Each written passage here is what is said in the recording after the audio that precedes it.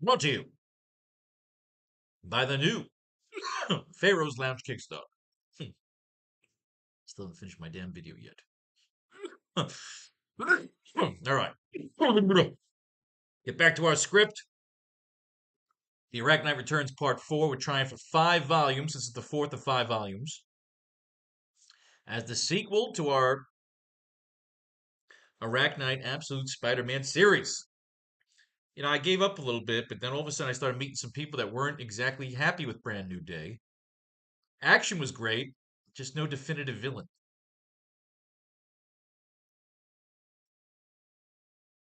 But I enjoyed the movie.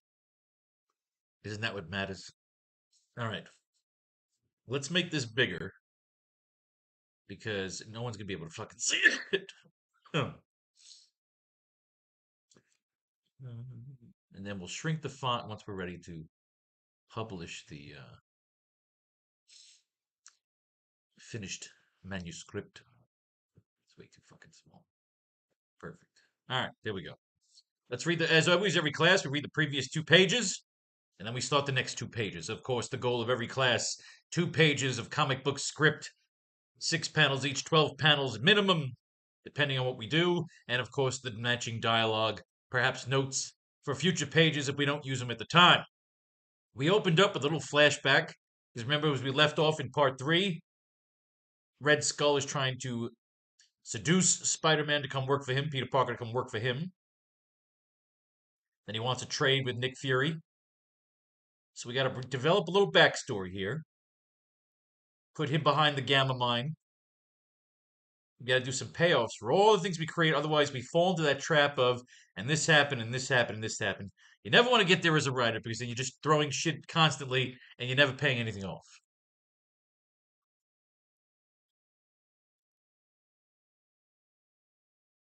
Our story begins with a flashback where we pan into the banks of the frozen Delaware River on Christmas Eve, 1776.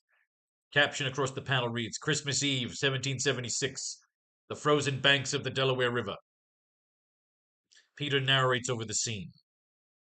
I still remember all the bedtime stories. Uncle Ben was a huge fan. They say he was the son of a carpenter, a colonist killed by an upper lord who was drunk and apathetic. And when the Redcoats took over his city, he immediately signed up to be a spy. Close-up shows a Revolutionary War era Captain America standing and rowing alongside George Washington in a re-rendering of the famous shot of George Washington crossing the frozen Delaware on Christmas Eve. Captain America rows powerfully along the frozen chunks, bombarding all the boats and scaring the men and horses. But he was betrayed, captured, and quartered, and the Redcoats issued their fastest riders to do their worst, to make an example out of anyone who would dare spy against the crown. But the gods had other plans for young Steve Rogers. In a classic Dr. Frankenstein type of shot, we see Benjamin Franklin acting as a mad scientist with the nearly dead, scarred, and mutilated body of Steve Rogers, as Ben Franklin has him attached to makeshift electric-style cables, wires, and clamps in a Revolutionary War era attempt to resurrect him. His body was left in a heap in the town square, where he was collected and delivered to the doorstep of a mad scientist, a dreamer with ambitions beyond normal men.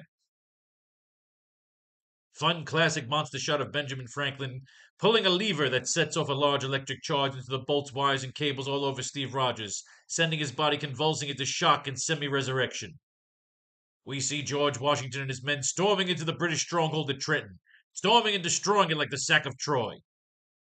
Well, we don't need storming it twice. Destroying it like the sack of Troy. Captain Rogers became the symbol of the American resistance, and he led the charge against the Red stronghold at Trenton, when all hope was lost.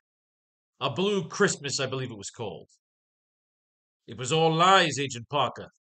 There was no heroic charge. Your founding fathers were the same schemers and villains you vilify today. How do you know? You were there, I suppose, along with Captain Rogers. So Peter's still being kind of like a James Bond wise ass. I want always like a good villain showdown to be very reminiscent of the first James Bond movie with James Bond and Dr. No. Just had that back and forth that I always loved. Because James Bond was a dick. We see the flashback change perspectives as the Red Skull takes over the narrative. We see Crimson Mist take over the flashback dust, the blue flashback dust. Just say the flashback dust. We see Founding Father Benjamin Franklin dressed up as a Revolutionary War era pimp as he enters the red British camp with a bevy of prostitutes, barrels of whiskey, and a wheelbarrow of tobacco and marijuana.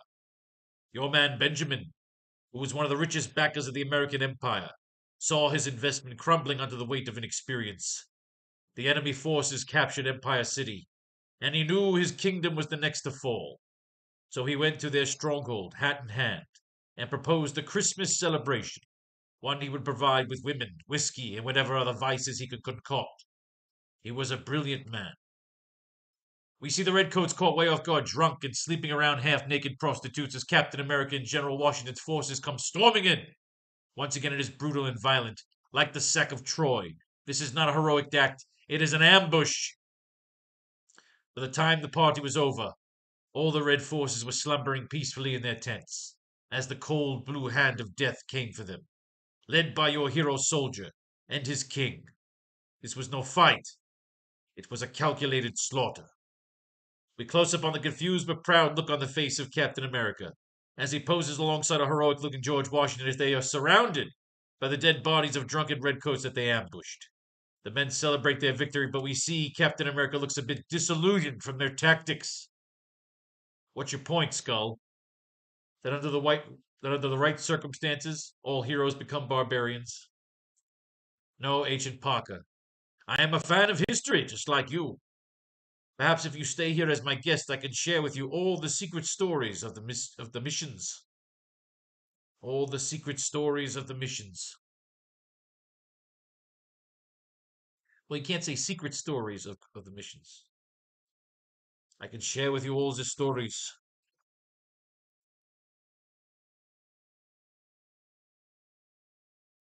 Of the covert operations. When your hero here was taken off the ice.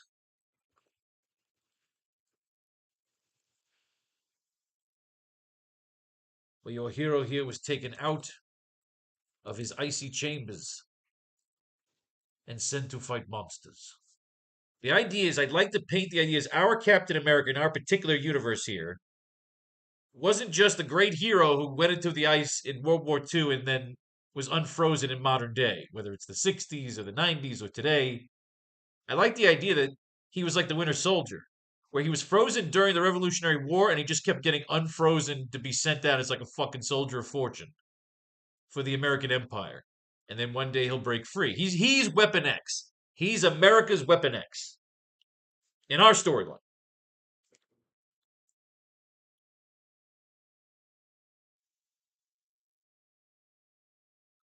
You could be ridiculous because remember, it's your universe.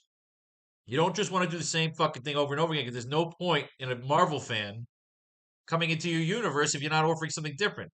You don't want to do some Ryan Johnson. I'm just going to be different for the sake of being different and be awful. Make it fucking cool. Bring something to it. Bring something you've always thought would be a little crazy, but different, but fun.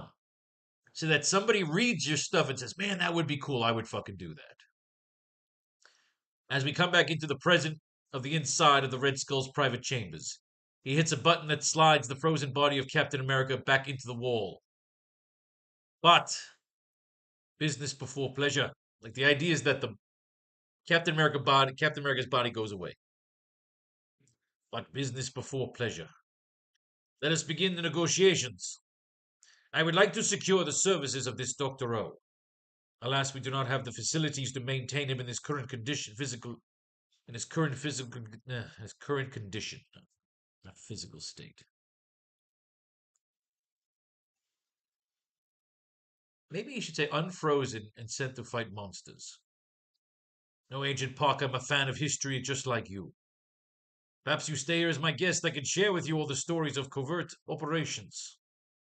Where your hero here was taken out of his icy chambers and sent to fight monsters.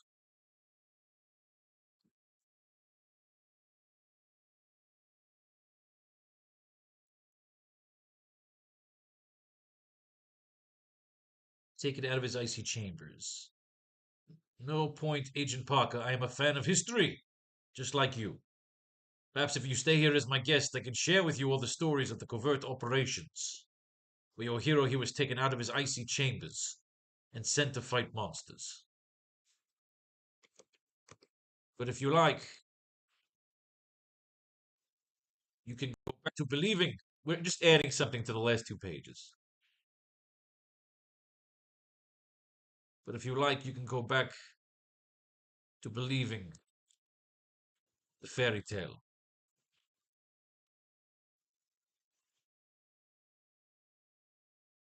That he was a Nazi crushing hero. Frozen once and resurrected. Eh,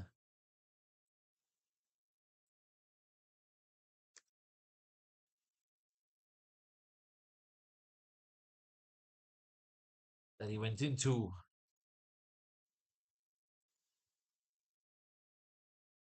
If you like, you can go back to believing the fairy tale that he sacrificed. That he sacrificed himself for the greater good. That he wasn't a weapon of destruction.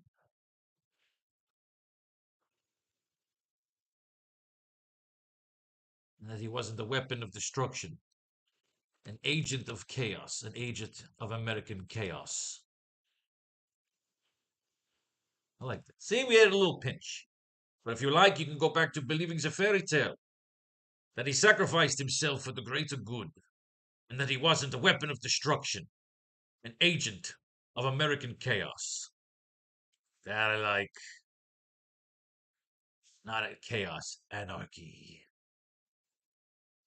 An agent of American anarchy. An agent of American anarchy.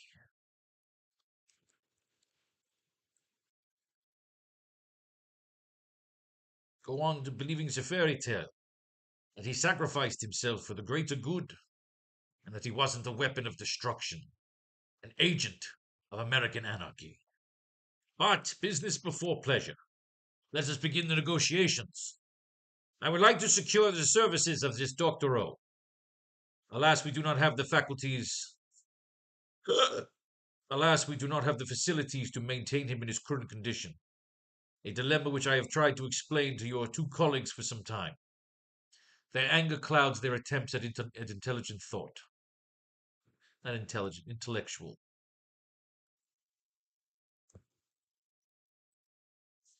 Their anger clouds their attempts at intellectual thought.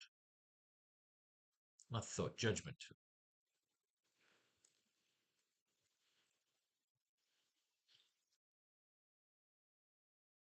Their anger clouds their attempts at intellectual judgment. Hence the gamma collars. I would hope that we could speak as equals, so I don't need to employ the same treatment. So what is it you want? The doctor and the necessary equipment.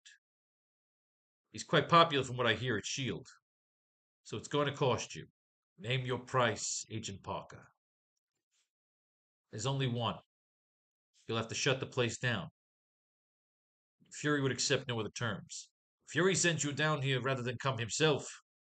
Lives are expendable to him, including yours, including the doctor. We are all pawns on the chessboards of the gods. But I have a way to turn the tables in our favor. Come with me.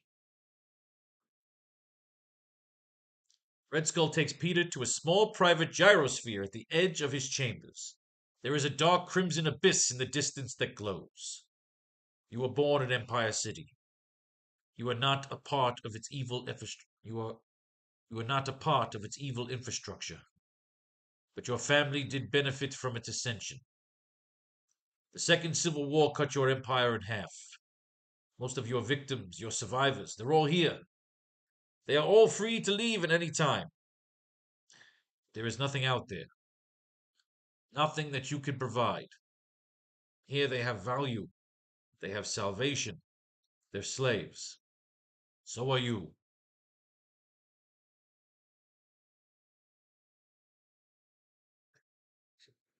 do we want and you are not, or is it so are you?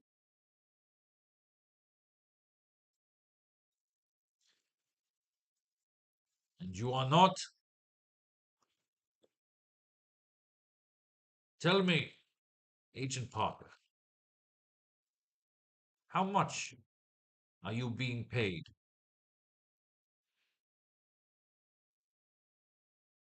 to represent?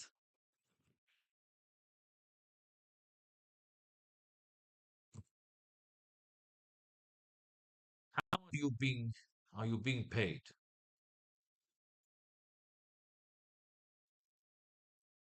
to represent the American shield?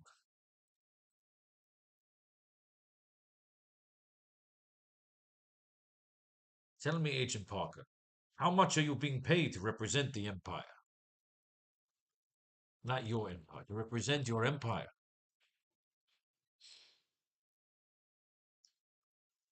Would you even know who you're working for? He's fucking with him.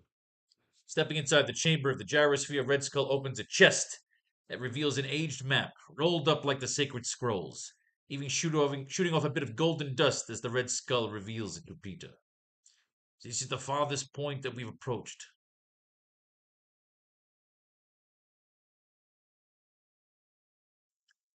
Peter, how deep down? How deep into the earth has man and machine gone?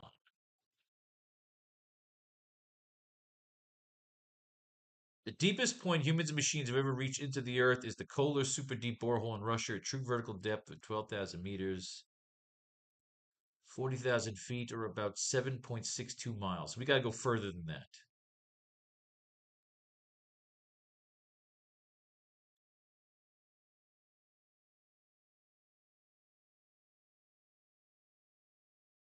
All right. This is the farthest point we have approached.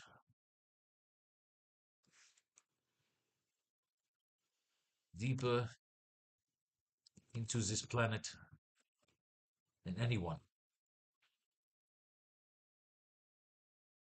or anything has ever ventured, or so we thought. We are knocking on Hades' door. We are knocking at Hades' door, mere miles from the center of the earth. But we risk a breach, cannot venture further without obvious implosion. And you want Dr. O's nanotechnology to help you find a path. Like I said, Agent Parker, pawns on the chessboard. Robot rodents that can sputter down the spine and course through every artery of this planet.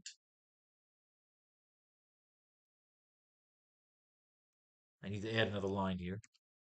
Dr. O has cheated death.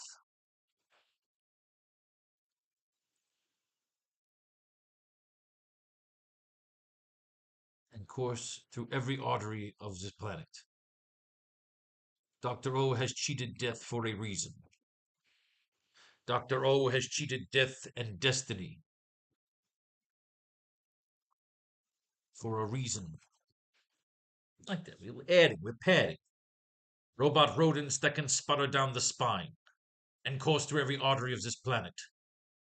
Dr. O has cheated death and destiny for a reason. Peter unrolls the treasure map and sees the lost city of Asgard, a fabled underground Nordic kingdom long thought to be a fictional location, but here proven to exist on an old scrolled map. Asgard in our story is like the shrunken city of Kandor from Superman and Supergirl. Asgard is a legendary city supposedly shrunk down and hidden inside the earth. What is it you're looking for? I discovered the lost body of Captain America when I was looking for the Trident of Atlantis. I had a similar experience chasing the horn. Oh, but that's Peter saying. I had a similar experience chasing the horn. So you know of its existence. You've read the stories of its power. The gods may no longer be among us, but they have left behind their toys. What is this? The lost city of Asgard, shrunken down to the size of a token, humbled and covered during Ragnarok. For he who finds the lost city of Asgard shall gain the power of 1,000 Viking storms, and the armada that follows. I know this bedtime story too. The city of Asgard is a myth. Listen to yourself. Red Skull quickly swipes away the map from Peter, closing the chest in the process. Listen to yourself. Who would go through such care to protect a myth? Marco and Toombs have the abilities to spread further down the gauntlet, but I need the direction. Do they know you're using them? They have spent their entire existence as commodities. This is no different. The doctor is the only one they trust. Now will you provide him for me, or are you just another useless freak?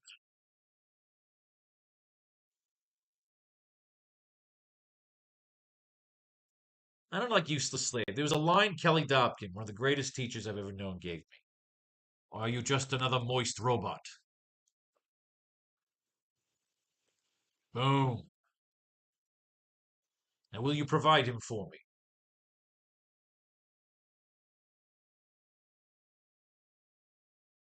I like will you provide him. Now will you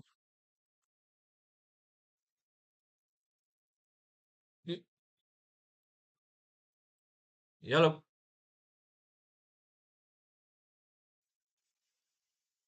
Can you provide him for me?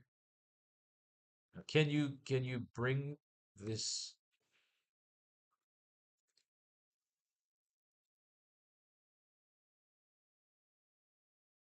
You're hoping who fails?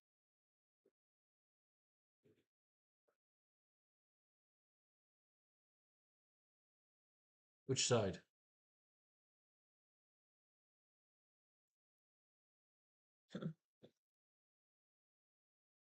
It's always funny when your mother butt dials you. Can you bring this transaction?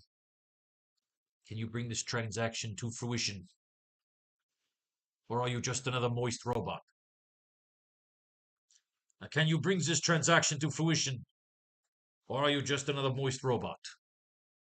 In an uncomfortable close-up, Red Skull seems to make an affectionate gesture towards Peter. He runs his hand across Peter's face almost affectionately and envious. We are both knights, Peter. We have the same desires to rise above our state. You would not be down here if you did not believe in a greater variant of yourself. Otherwise, you would join your fellow citizens in Empire City, plug yourself into the Matrix, and forget the troubles of the world. But you are here with me now. And together, we are a moment in time. Your destiny is not to be a puppet of a dying empire. Your place is here by my side. I guess it's better than being mounted on your wall.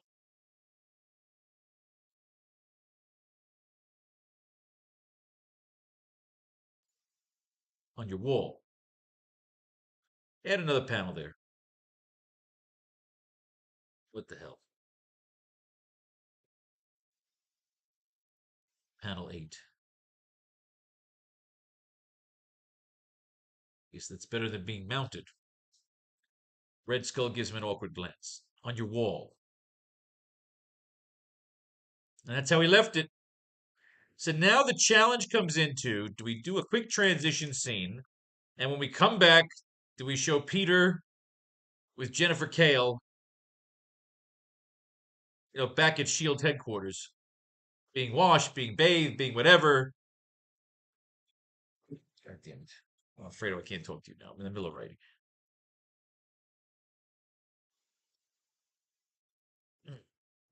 Okay. So what do we got? What do we got? What do we got? Page 3 and page 4.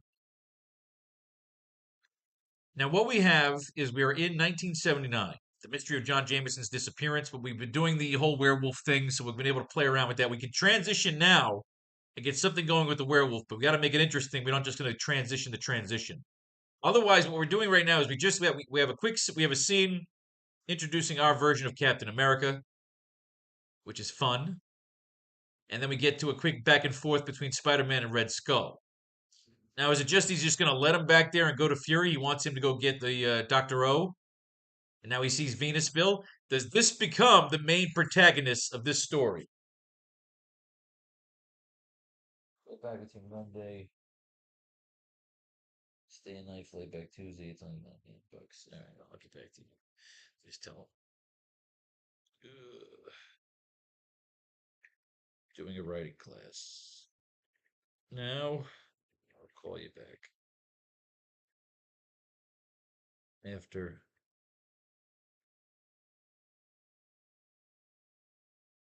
me and Kevin probably flying out of Miami. Leave me alone. All right. So we got the werewolf stuff, which can be a good transition because again, we got to get Peter. Peter just talked to the Red Skull. Red Skull saying, "Look, are you a useless fuck? Are you gonna go get me Dr. O?" He's saying Dr. O cheated death. It gives us a great callback to remember when Peter was training with Craven. Craven said, "Our war is against death, immortality." Craven was using Peter for his blood to achieve immortality. I wanted to kill Norman Osborn. Last chapter I couldn't. The whole Knight's Code thing was Norman Osborn saved Peter's life. Peter was getting fucking killed. The Sandman and the Vulture were killing him. And Norman saved his ass. He had to let Norman live. He didn't take him with him. He just didn't kill him. He left him there, kind of left him there for dead. But he didn't kill him. You know, I'm not going to kill you, but I don't have to save you. Life for a life. But he told him, don't come back to Empire City. You know Norman's got to come back to Empire fucking City. We got to have that showdown. Either Norman dies at the end of this one, or he dies at the end of AracKnight Rises. But he's got to make a comeback. We made him way too fucking interesting of a character. Mystery of John Jameson's disappearance continues to unfold. Okay, so we can go into a quick werewolf transition. And then when we come back, Peter's back at S.H.I.E.L.D. with Jennifer Kale. The idea is that he gave him Jennifer Kale as a peace offering. And that Peter now has to negotiate or talk about what's the situation they have down there. And the idea is that's a choke point. There's only one way in. You go in there, he'll annihilate anybody that goes in there. We have here Marvel Team Up again. We're all. God damn it, dude! I'll put you on fucking silence.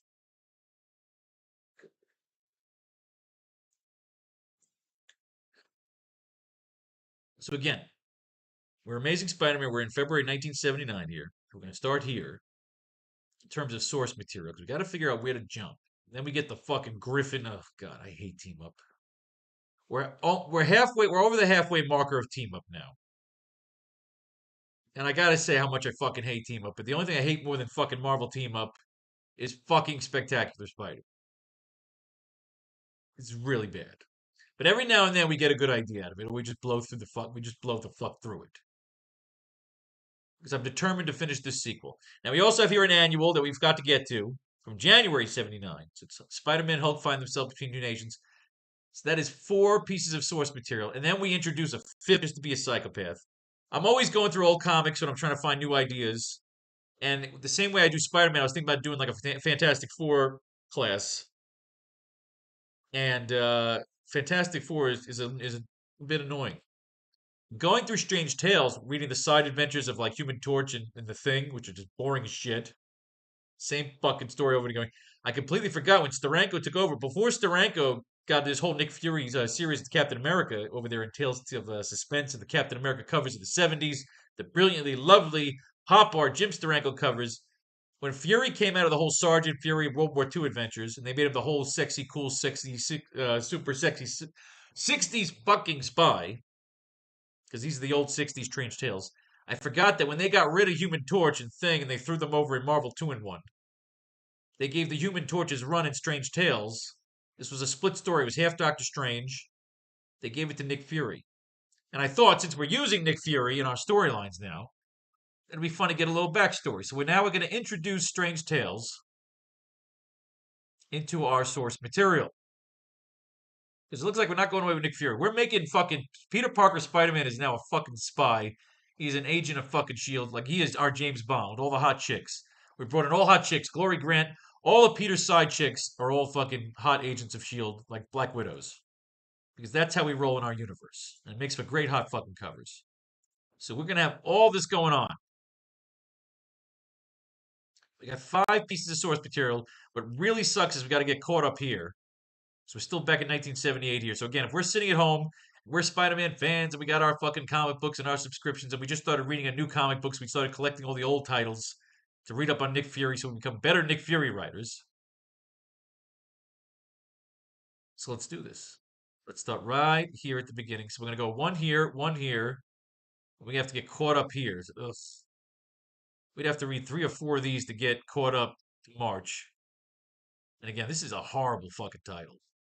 But again, we like to run through the Spider-Man archives just to pick up little things here and there. Little gems every now and then we'll find on a page. Plus, it's kind of fun. It's like traveling through Spider-Man history. And we have to remember when they were some shitty writers on here. Plus, we go back to the 60s to get some Nick Fury action and see if that can work. But first things first. Spider-Man and Red Skull. We left them on page 1 and 2, talking. Red Skull making a little like a nice gesture saying, "I'll let you out of here, but I want you to come back."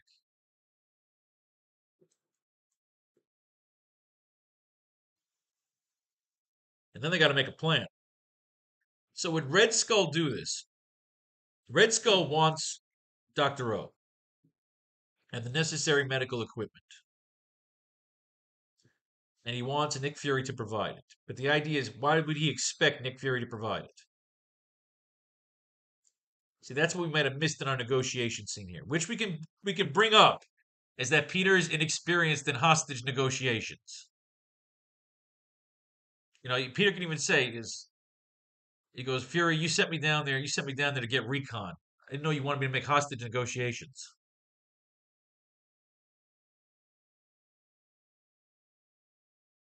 So pages 3 and 4 in our story, in our establishment of volume 4, which last time, in our first AracKnight story, volume 4 was the last volume. That was the conclusion. We're not the conclusion here. This is the penultimate chapter, as we want to go one chapter extra.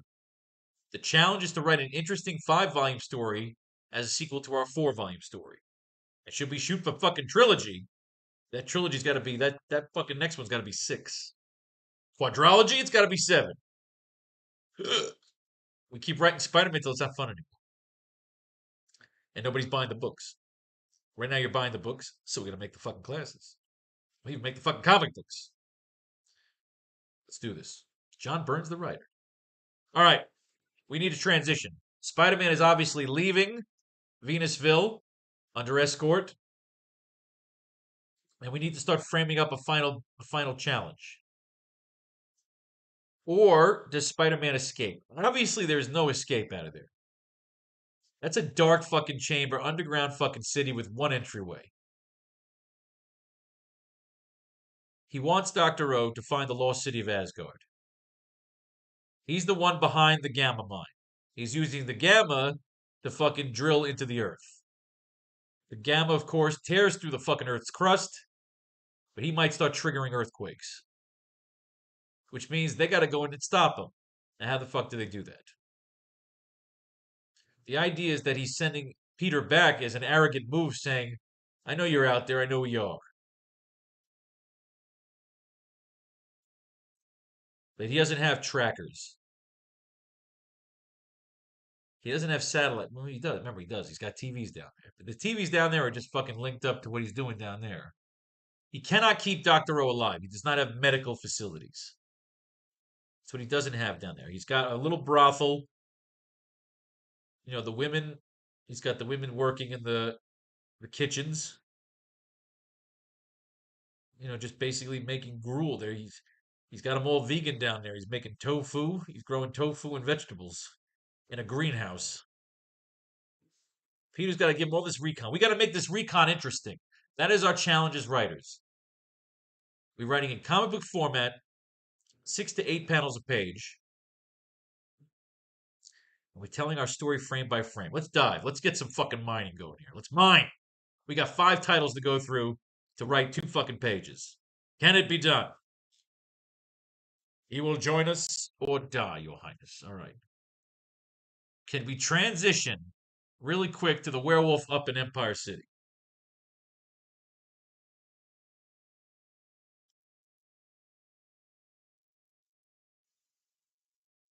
What else do we have in terms of transition? We have Nick Fury at S.H.I.E.L.D., but we got to get there once Peter's back. So we can't use Nick Fury yet.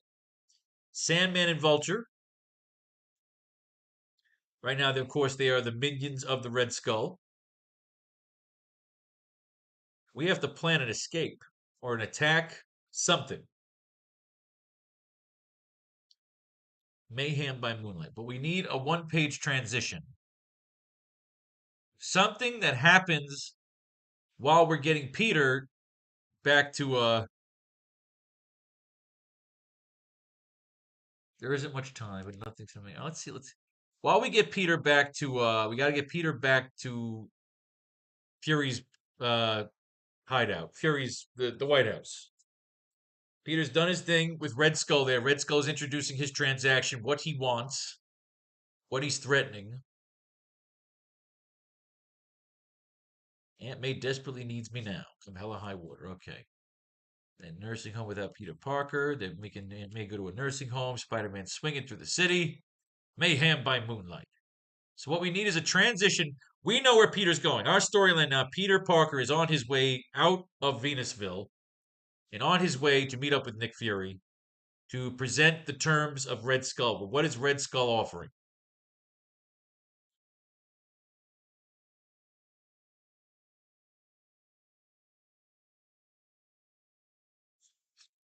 Red Skull's showing his plans.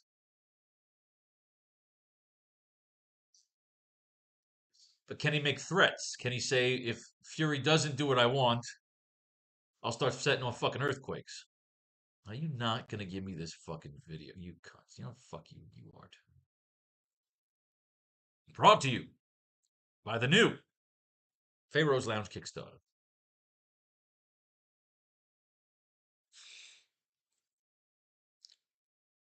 What we have in terms of transition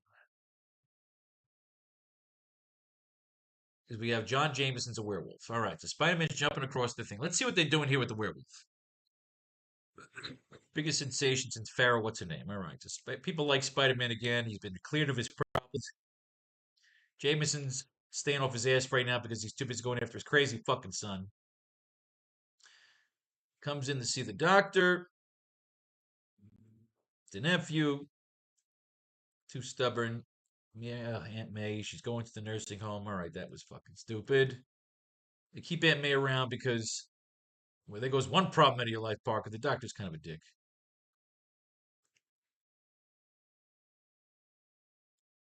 He almost beats up the. Oh god, I mean, he's mad that he almost beat up the doctor.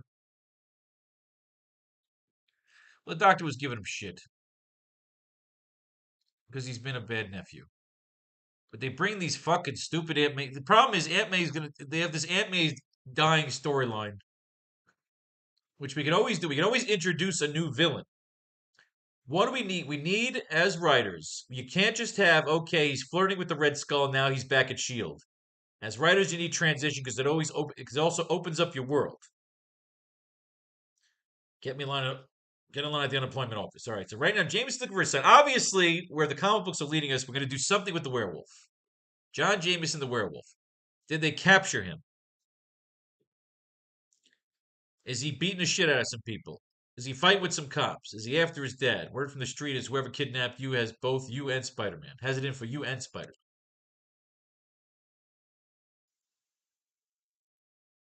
All right. Do your job. He's mad. Robinson, you heard me butt out. Somebody's after his kid. Jameson was kidnapped from the Cryonics Hospital. Cryonics. Spidey 18, Spidey 187, Spidey 188. Something's been nagging me for. The chameleon said he was paid 25,000 to humiliate me. Oh, 186. Okay, yes. There he is. Remember what he looks like. All right. Marla Madison. All right, we like Marla Madison. We brought her in.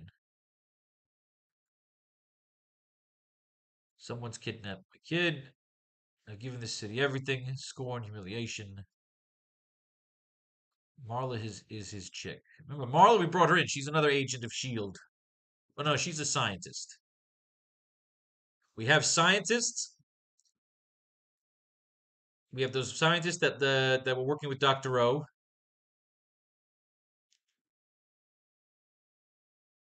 Since the cops aren't busting down doors, do we have John Jameson loose? Bozo the Clown lives. As Spider-Man crashes through a door, get one of Thor's. Every arrest, he's beating the shit out of some people. What's going on here? Oops, blundered. This is a movie. Fast money. Someone's getting shot. Spider-Man's jumping in on fucking car thieves. Fan mail Jack the Ripper. He's a pain in the ass. District Attorney Blake Tower. You couldn't find your way out of a house of glass. I'll find my son Tower my way. Puts at the reward. There's rewards all over town. I know we got to do something with John Jameson. But what? What can we do with John Jameson, the werewolf, that's interesting? I don't want to just have him getting caught by the cops. That's way too obvious, and it's a waste of a page. So what is he doing? Thick-headed Joan is a fair man, perhaps the best newspaper publisher. Hard truth. Lucky to have him. Spies Jameson. He ruined my life, corrupted me, and now I sit here hateful and dying. All right, so this is what? Spencer Smythe? Oh, this fucking asshole.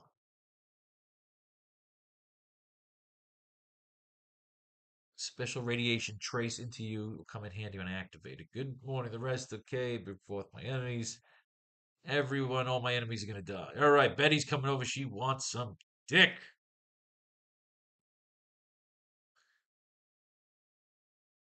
I can tell you this, Betty, because you are such a good friends.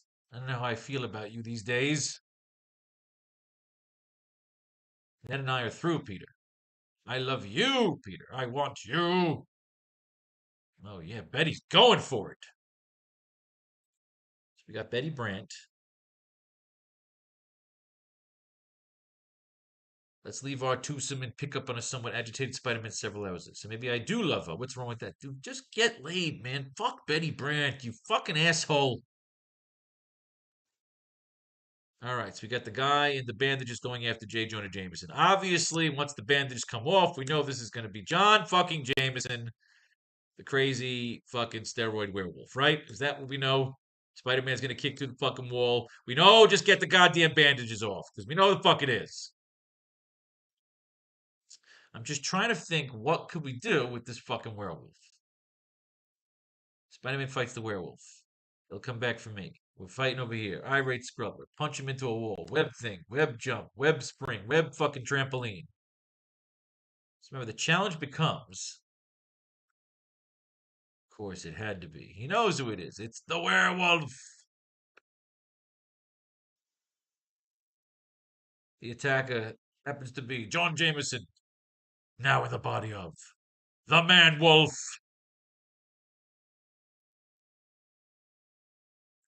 Unleashed an avalanche of mail. Marvel did Marv Wolfman. The Wolfman.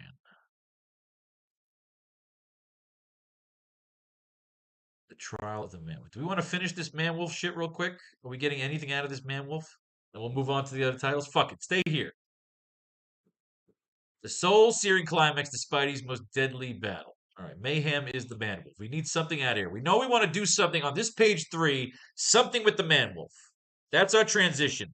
And then by page 4, Peter's back at S.H.I.E.L.D. So what the fuck are we doing with the man wolf?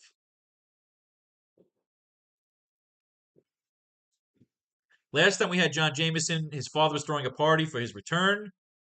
He's out of the coma. The city could be searching for him. You know, you can go, meanwhile, as Peter makes his way. So let's get back to Empire City real quick.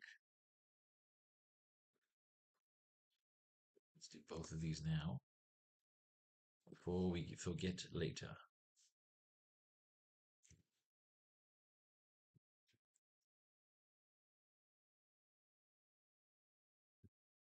Ishgan.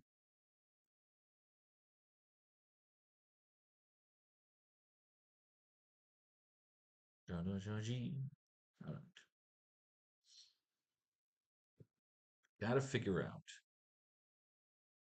the trials and tribulations of a writer's life.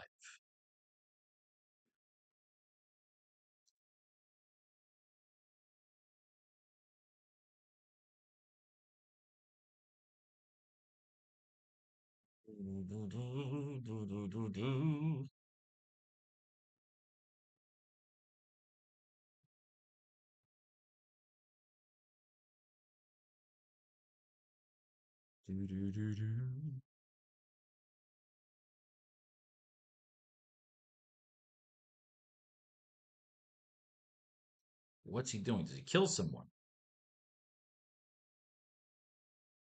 Does he fight off attackers?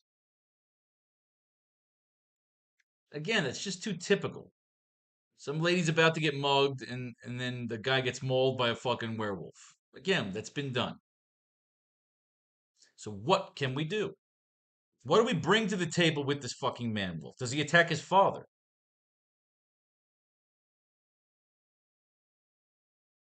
Or does his father bring in Kurt Connors?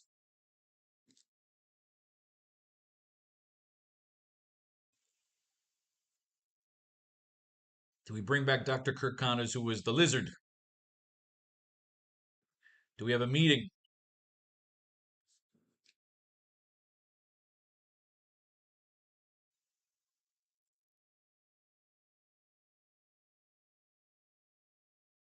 Do we have a talk about venom spores? We got to do something about the man. All right. We pan back to the skyline of Empire City as the giant floating metropolis caroms across the sunset, high above the chaos of fallen empire below. Caption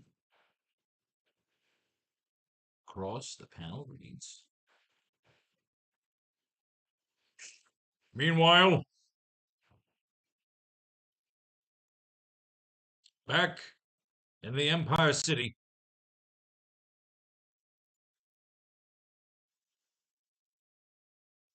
a meeting of the minds." We pan back to the skyline of Empire City as the giant floating metropolis caroms across the sunset, high above the chaos of the fallen empire below. See, that kind of sounds good there. You say that, okay.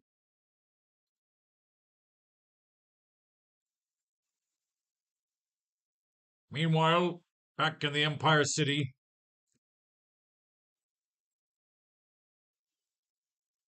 the giant floating metropolis caroms across the sunset.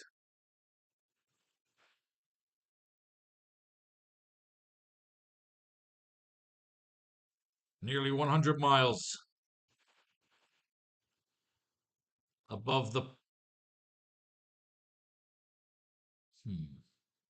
Meanwhile, back in the Empire City, the giant floating metropolis caroms across the sunset, nearly 100 miles above the problems, nearly 100 miles Peter Parker's, above Peter Parker's current dilemma.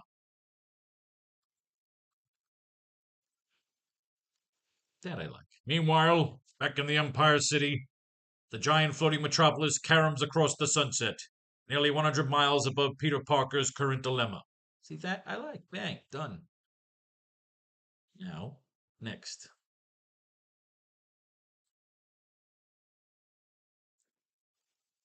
We close in on the rooftop penthouse office of Mayor Jameson,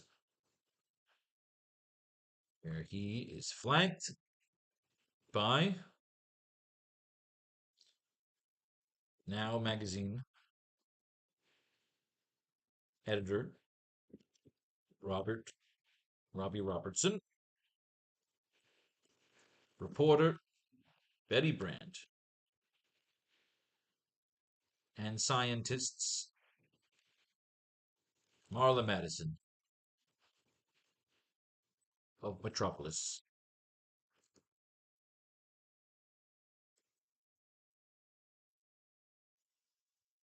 A along with Commissioner Stacy and the captured 3 scientists who were working for Dr. O.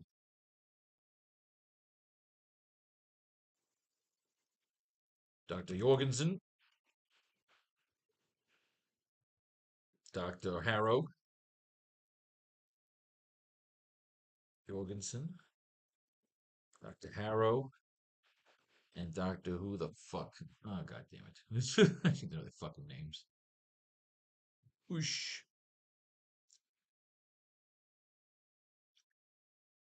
Agent Clemmer. We got Agent Clemmer already. Need them scientists. Dr. O.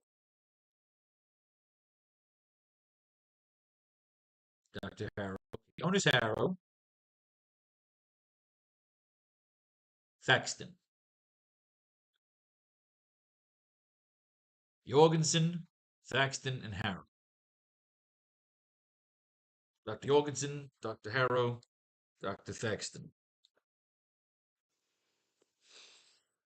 So Jameson has got all these people together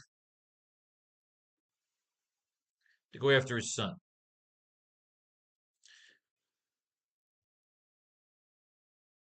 We close on the rooftop penthouse office of Mayor Jameson, Mayor J. Jonah Jameson.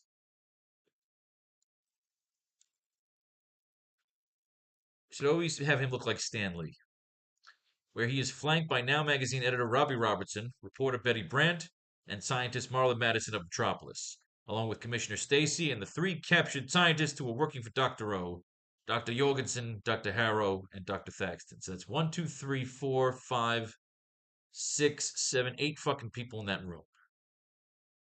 Do we want them all in the room at the time, or are they coming into the room? Commissioner Stacy can enter the room.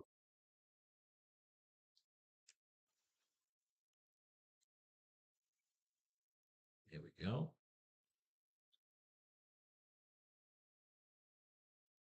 Enters the room with the 3 captured scientists who are working for Dr. O. Dr. Jorgensen, Dr. Harrow, and Dr. Thaxton.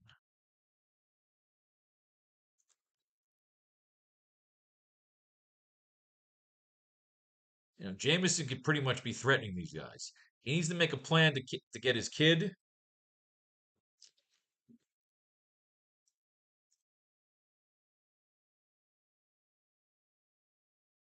Silver bullets. This could be where Jameson has to make the decision to maybe have to put his kid down. We can make this a tough page. Doesn't have to be comical.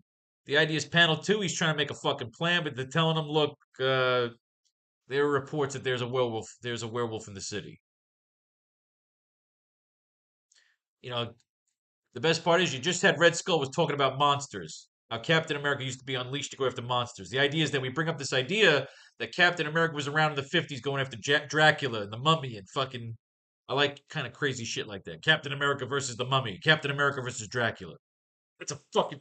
Yes! Posters. Captain America versus the monsters of the 50s. Yes. Monsters of the 50s. Like American nationalization, like a national pride posters.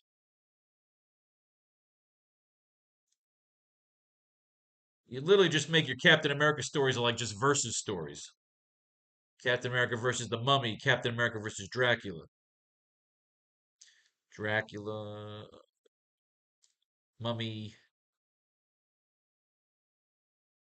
Frankenstein. Fuck yes, dude. All those covers. Those are all just my posters now. Those are going to be my fucking posters. Team ups with like just any famous motherfucker in history. You have Captain America Civil War, who was using the shield to block fucking Lincoln's assassin. That I like. Commissioner Stacy enters the room with the 3 captured scientists who are working for Dr. O. Jorgensen, Harrow, and Thaxton. I like it. We close in on the rooftop penthouse of office of Mayor J. Jonah Jameson, where he's flanked by Now Magazine editor Robbie Robertson, reporter Betty Brandt, and scientist Marla Madison. Marla Madison of Metropolis. All right, let's go through this issue to mine the rest of this page.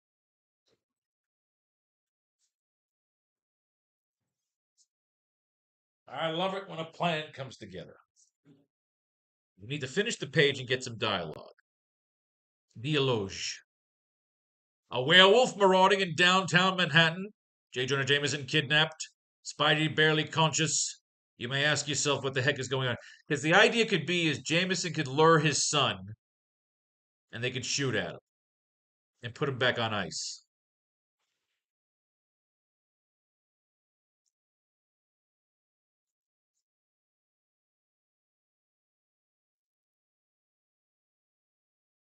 Marla could offer to take him back to Star Labs. Ooh, let's get going here. Mayor J. Jonah Jameson, where he's flanked by Now magazine editor Robbie Robertson, reporter Betty Brandt, and scientist Marla Madison. I like it. And Betty can say, Betty can start with,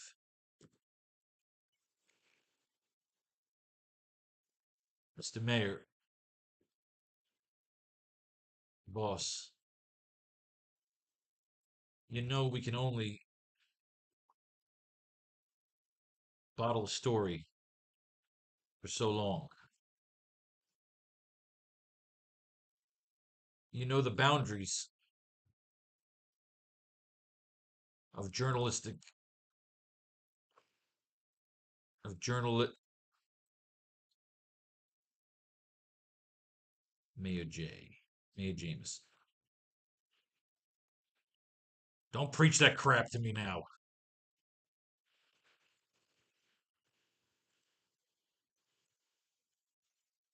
I'm not asking as the mayor or your old boss. I'm not asking as a friend because I don't believe in those. No, that's too, you don't want comical. Or your old boss. I'm not asking as a friend. I'm asking as a father. My son is a hero.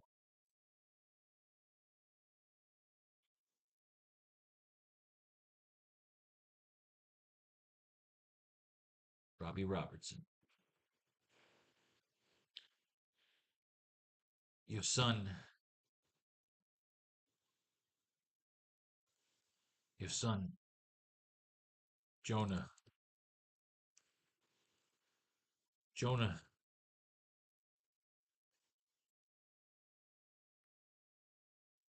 your son has been compromised.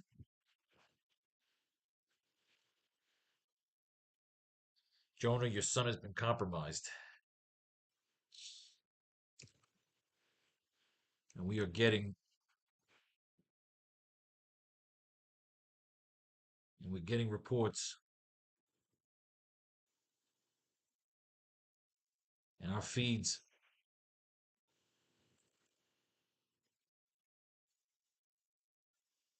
and all the Empire stream feeds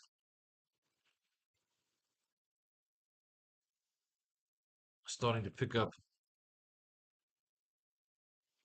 werewolf sightings.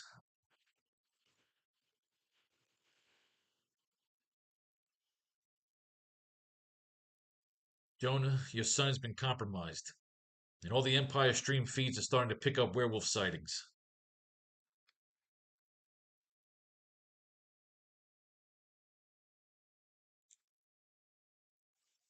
You and I both know. You and I both know. At some point, someone is going. Someone is going to die. Someone's. I can't say someone's going to die. Jonah, your son has been compromised, and all the Empire stream feeds are starting to pick up werewolf sightings. You and I both know at some point, someone is going to die. Someone's going to get killed. Someone is going to get killed.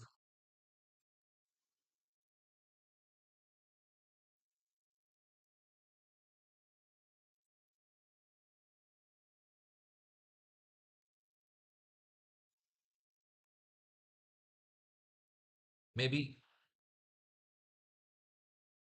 Maybe it's not. Maybe it doesn't have to be. Maybe it doesn't have to be.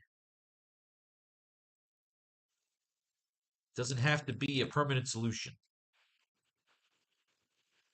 It doesn't have to be a permanent solution. If we could stabilize him,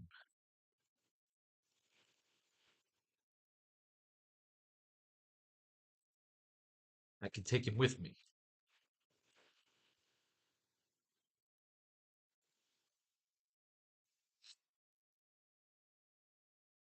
Jonah, your son has been compromised. And all the Empire stream feeds. All right, this is some serious shit we're getting into right now. Mayor Jameson looks distraught.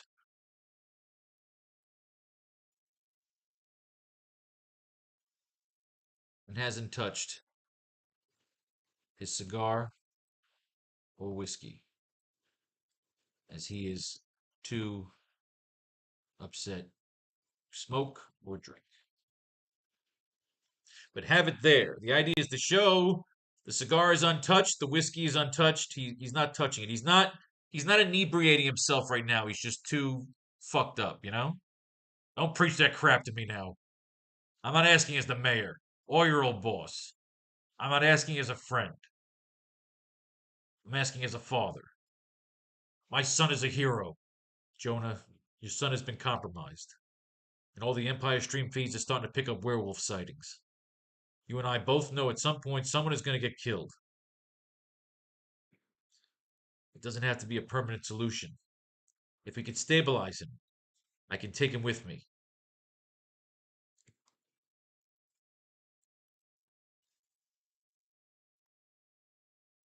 Back to Metropolis.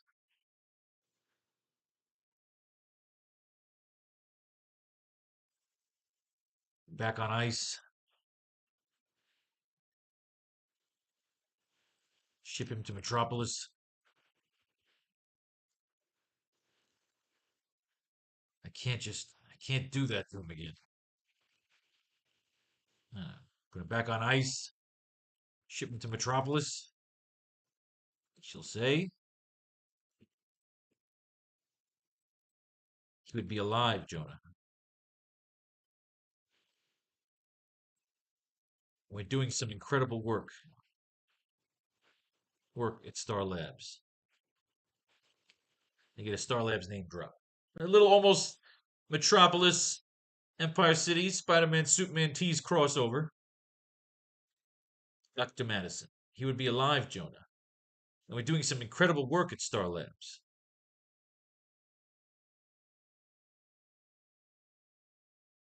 We're doing some incredible work at Star Labs.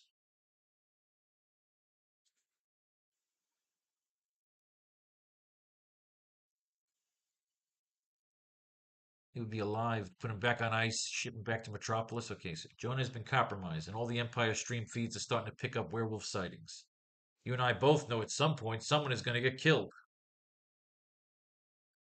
It doesn't have to be a permanent solution. If we could stabilize him, I could take him with me. All right, let's throw a quick panel in there.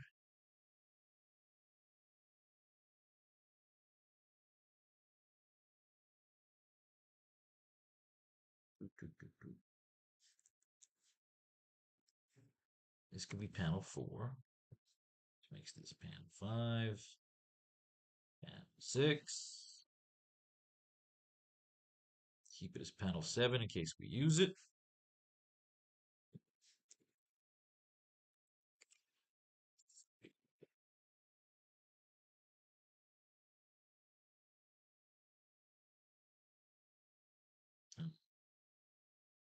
Close up on Dr. Madison and Mayor Jameson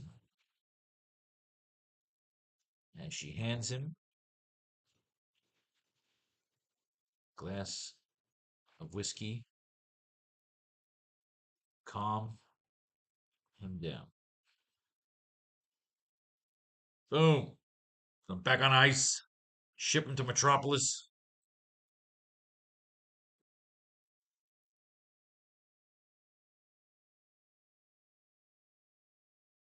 Put him back on ice. Ship him to Metropolis. Jesus. Just got him back. See, that I want. I want that line in there. Jesus, I just got him back. He would be alive, Jonah. And we're doing some incredible work at Star Labs.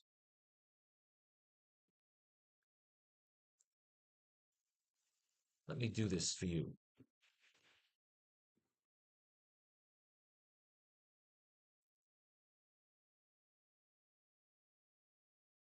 Let me do this for you. It's too tacky. We're doing some incredible work at Star Labs.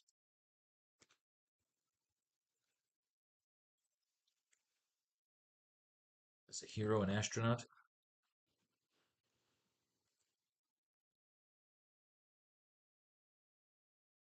As a hero and astronaut, they'll get the star treatment.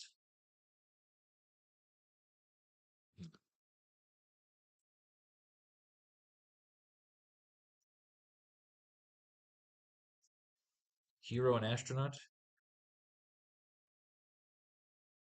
I'll get it approved. I'll get it approved. And keep it. And keep it under the covers, under the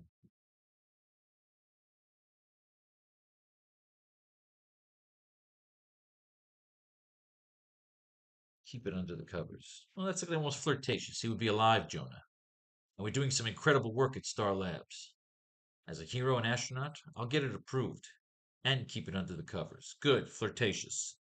She hands him the glass of whiskey to calm him down. I like that. That's sexy art. Commissioner Stacy enters the room with the three captured scientists who were working for Dr. O.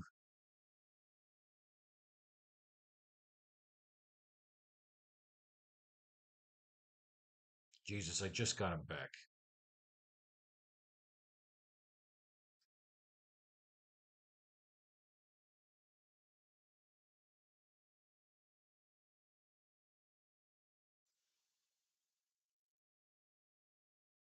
So give Mae Jameson one more line.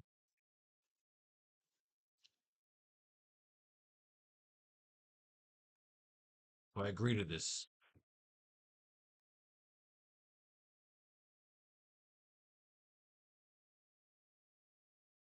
How do we stabilize him? If I agree to this. If I agree to this. How do we stabilize him? On cue. Commissioner Stacy enters the room with the three captured scientists who are working for Dr. O. Dr. Jorgensen, Dr. Harrow, and Dr. Thaxton. If I agree to this, how do we stabilize him? On cue, Commissioner Stacy enters the room, three captured scientists. Okay, Dr. Mattis will say.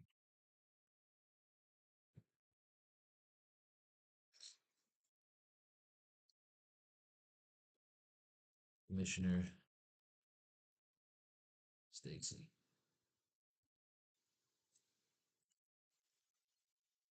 Good evening, everyone. I believe these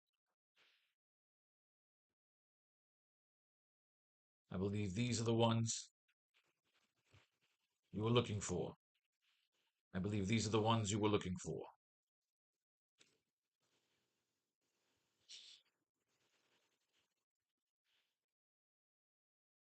Mayor Jameson, I give you the three wise men.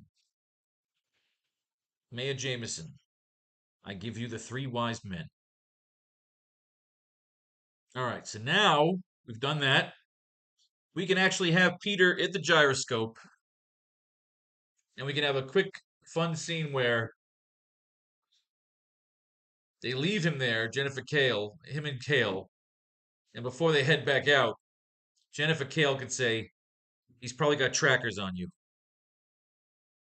He's more than likely planted trackers on you, on both of us." I mean, are we gonna throw in a quick sex scene here? Quick little James Bond style, you check me and I'll check you, that kind of thing.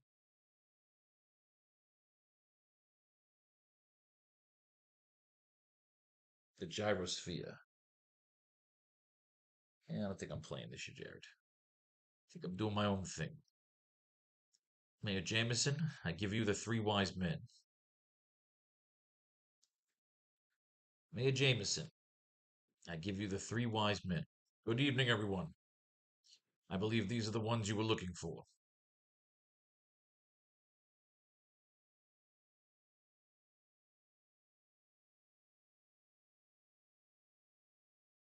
On cue, Commissioner Stacy, flanked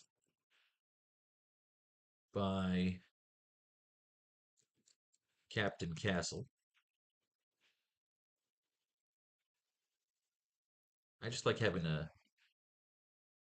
on cue. Commissioner Stacy, flanked by Captain Frank Castle, enters the room with the captured three scientists who are working for Dr. O, Dr. Jorgensen, Dr. Harrow, and Dr. Thaxton. Good evening, everyone. I believe these are the ones you were looking for. Mayor Jameson, I give you the three wise men. Bam. Now,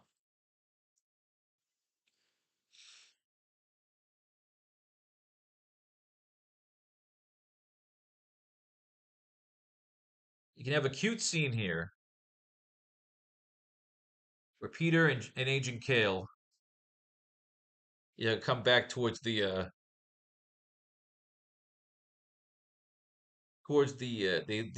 exiting Venusville, the gyrosphere. Yeah, they're dropped off by Vulture and Sandman.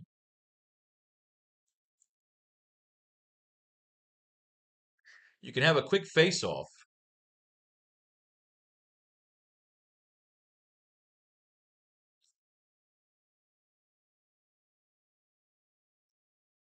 What do we want to do here? Do we want to continue with the werewolf? Do we want to have Peter coming out of Venusville and Agent Clemmer's got to strip him down and spray him up? Something sexy there.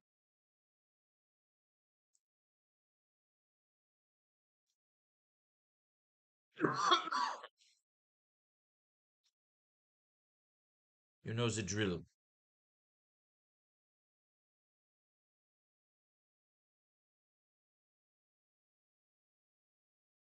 Where did they get dropped off? At the base of Venusville where they came in.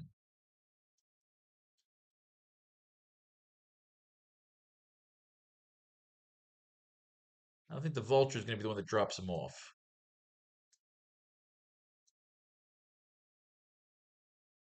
Hmm.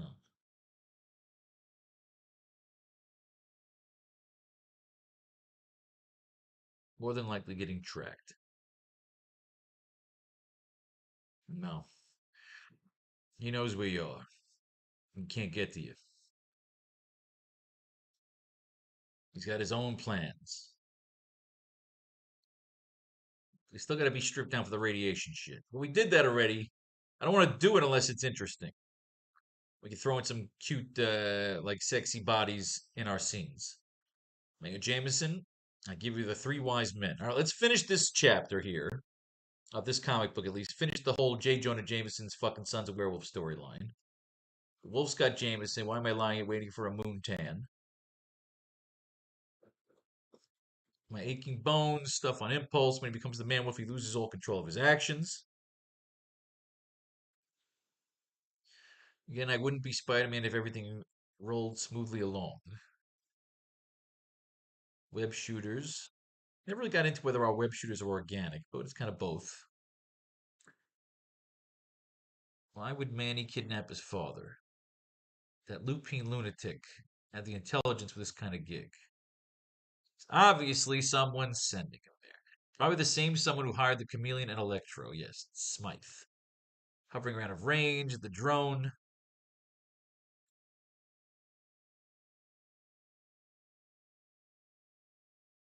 Well, we could bring in some of our hot chicks here. Even as I've suffered too many attempts. Spencer Smythe will finally crush the web slinger forever. Obviously, he's dying. Spider-Man and Jameson shall die together. They have jointly killed me. When Jameson found me, I was an ordinary, dedicated scientist, and he paid me to create the first Spider Slayer. Time and again, I failed until I became totally obsessed with the wall caller's destruction. And never once did I realize the radioactive materials I used were killing me. And they stole this storyline from Lex Luthor. So the guy's taking over certain B-list, D-list villains and turning them into robotic zombies. All right, we jump through.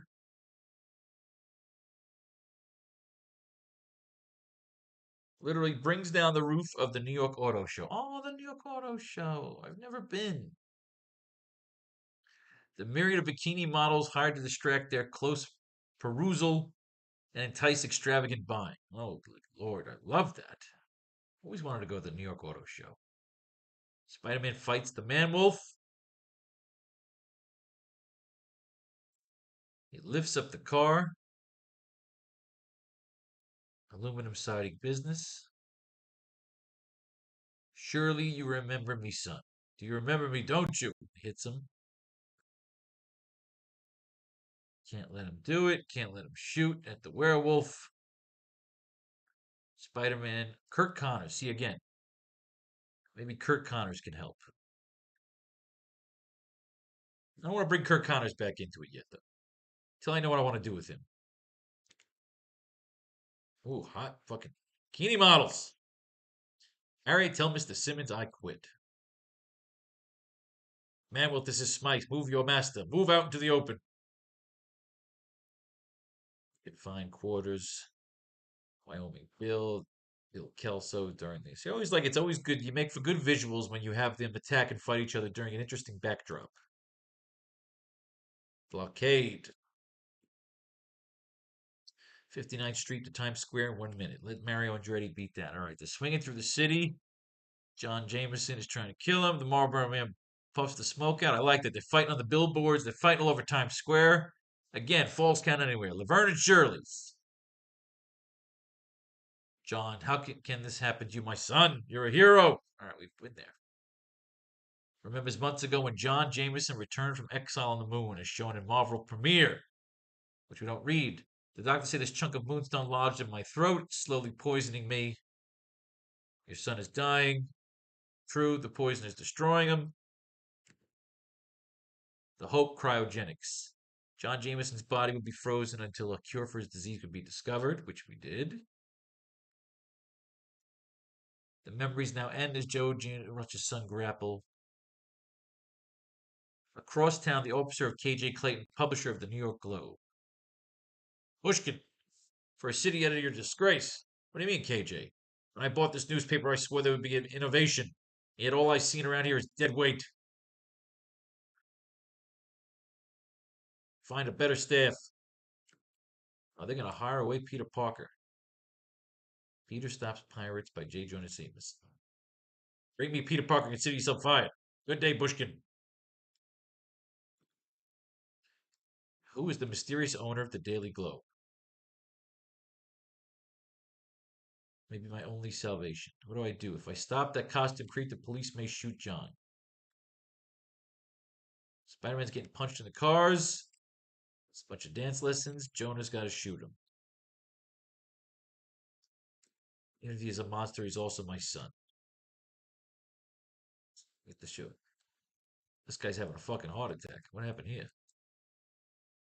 Destroy you. Oh, Smythe dies. My heart, too much pain. Now they're going to fight on the Brooklyn Bridge. Showing you all the good old New York fucking. There were so many games then. The Yankees, the Dodgers, the Giants. You got to remember, John. Oh, they talk about all the teams that used to be in New York. Oh. Even though we were struggling to make ends meet, don't you remember me scraping up money for the ball games? Your mother and I were so proud of you when you graduated high school. It was the greatest moment of our lives. Oh, this is nice. Your mother passed. Joan Jameson.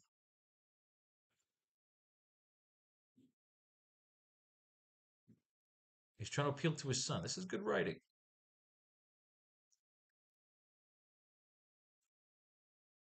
Kill him now. Jehoshaphat, what's happening, John? Trying to get him to remember. Now they're back on top of that goddamn bridge. It's always the Gwen Stacy pose. Drop him off the fucking bridge. And they fight on top of the bridge. Spider-Man drop kicks him in the back. Because the idea is we have to get into what John Jameson saw On the moon. He's starting to shake all over. Like he's tingling, changing. Good heavens, he is changing. Back into John Jameson. How? Why? Where am I? Oh, that's nice. I still have my alternative plan. The plant that I implanted in the man wolf. Oh, he's going to kill him. Falling backwards. He catches him. The rain's making it difficult. No, Spider-Man, don't you see? It's no good. There's something inside me. It's eating up. Something's wrong with me. Tell my father I love him.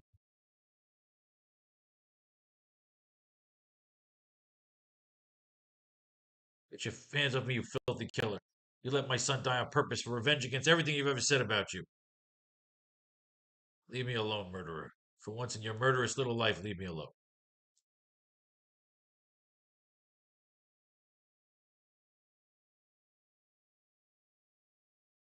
Uh. Judgment Day. Ay, ay, ay. Till one annual. What is this garbage? The Micronauts. So what do we get at that? Roll me into April now. Ugh, he disconnected and he fucking reconnected. Pain in my ass. Good. Now we have team up with the Griffin. Wonder Man. All right. Mayor Jameson, I give you the three wise men. On cue, Commissioner Stacy flanked by Cat. All right, so they brought in those scientists that helped Dr. O escape, so now we know there's a plan to go get the werewolf. Maybe they get the plan. Maybe he gets to Metropolis. Maybe he does not. Maybe he gets the fuck away. We can have him show up in the final fight. If we have a final fight, we need a final fight, of course. Commissioner Stacy, flanked by Captain Frank Castle, enters the room with the captured three scientists who are working for Dr. O. Jorgensen. Okay, so he brings in those scientists. Now we have some closure with them. Not closure, but a continuation of their purpose in the story. So these are the guys that were brought in the beginning. The three wise men. So they're making a plan at Empire City. We're able to transition away. We go back to the base. We go back to the base of Empire City. I mean, of Venusville.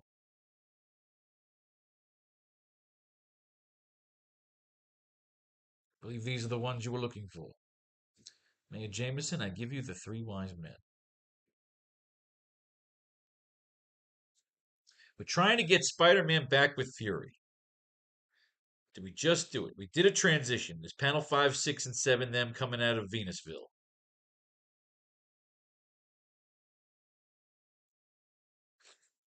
We go back to the base of the Appalachians, and do we want to transition one more time? Uncle Ben's doing his thing. The Sinister Six, Sandman and Vulture. All right, let's have a face-off. Fuck it. Let's go there. We transition back to the base of the mountain range where the entry of Venusville is located.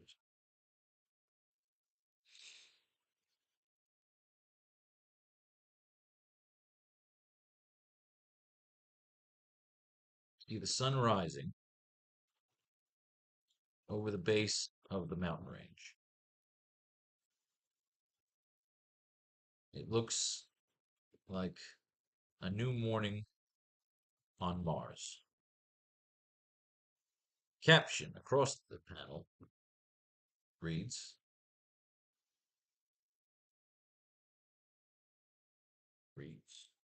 Meanwhile,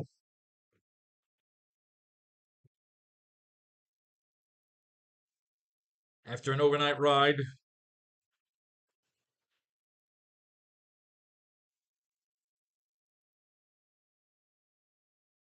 meanwhile, after an overnight ride on the gyrosphere,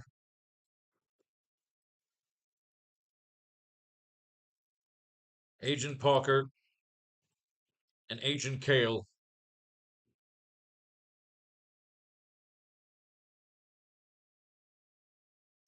Meanwhile, after an overnight ride on the gyrosphere, Agent Parker and Agent Kale and ages.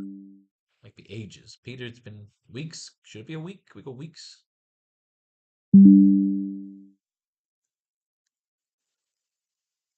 several cycles. Meanwhile, after an overnight ride on the gyrosphere, or back up. After an overnight ride back up. Meanwhile, after an overnight ride back up the gyrosphere, Agent Parker and Agent Kale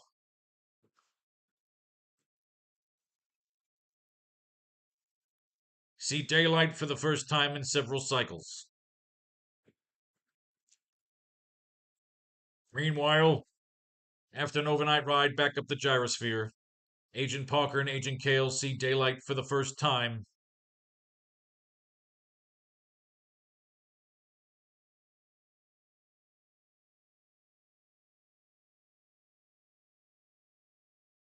Meanwhile, after an overnight ride back up the gyrosphere, Agent Parker and Agent Kale see daylight for the first time.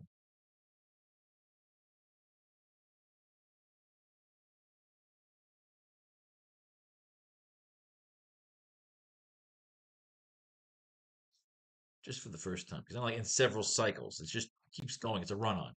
Meanwhile, after an overnight ride back up the gyrosphere, Agent Parker and Agent Kale see daylight for the first time. There you go, for the first time. Doesn't matter how long, it's for the first fucking time.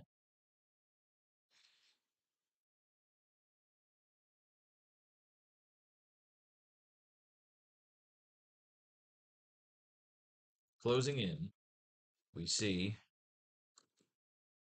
Peter and Agent Jennifer Kale.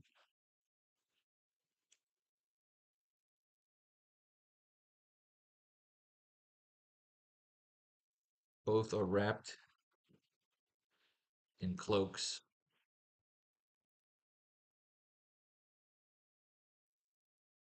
As they both squint towards the sun, with Jennifer showing increased weakness and fatigue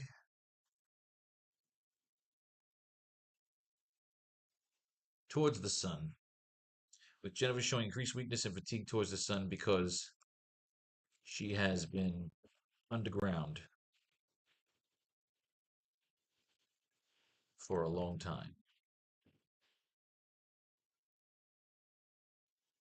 Peter holds her up as she tries to fight the fatigue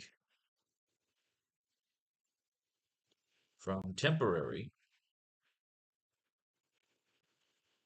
sun blindness. There we go. Do we want the vulture and the Sandman there? Or just the vulture?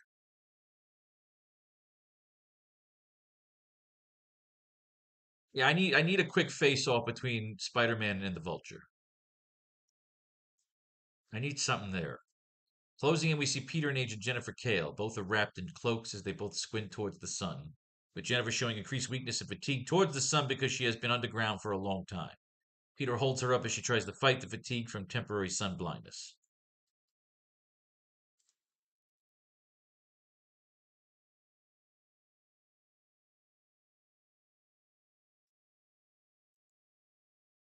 It'd definitely be Vulture, not Sandman.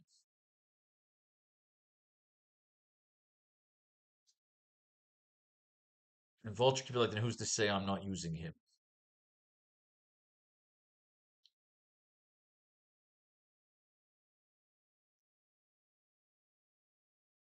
Our entire. We can have a little exposition here about what the Sinister Six is about. You'll never know what the Sinister Six is about, boy. The Sinister Six was started to cure the ultimate riddle, to cheat death. I like that. But it seems you're very good at limiting our numbers. You killed Craven. You killed the chameleon.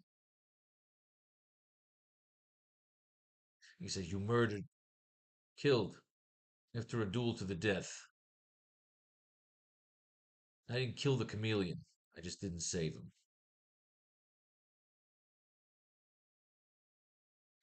He already said that already. Closing in, we see Peter and Agent Jennifer Cale. Both are wrapped in cloaks as they both squint towards the sun, with Jennifer showing increased weakness and fatigue towards the sun because she has been underground for a long time. Peter holds her up as she tries to fight the fatigue from temporary sun blindness. All right, I just need two other things here, and page 3 is done. Give me some lines here, and then I want a quick one-on-one between Peter and the Vulture. Behind both of them, still with his collar attached, is Adrian Toombs, the Vulture.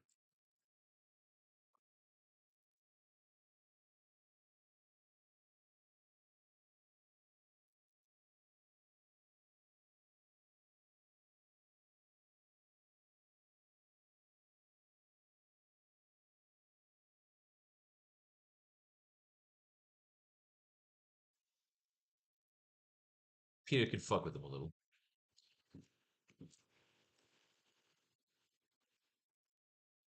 I don't suppose you have any sunglasses handy. Again with the disconnecting. I don't suppose you have any sunglasses handy, or a fully fueled Jeep.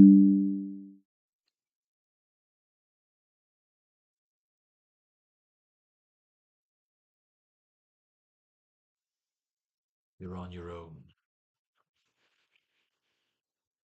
You're on your own, boy.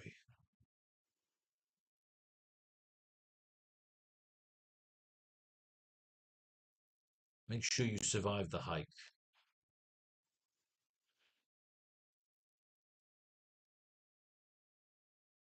You're on your own, boy. Make sure you survive the hike.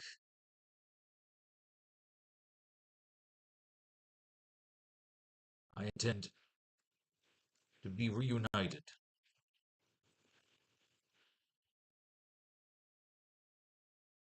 I intend to be reunited with my friend.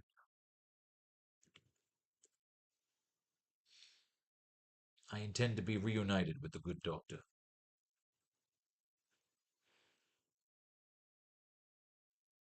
I don't suppose you have any sunglasses handy, or a fully fueled Jeep, or a fully fueled Jeep. You're on your own, boy. Make sure you survive the hike. I intend to be reunited with the good doctor.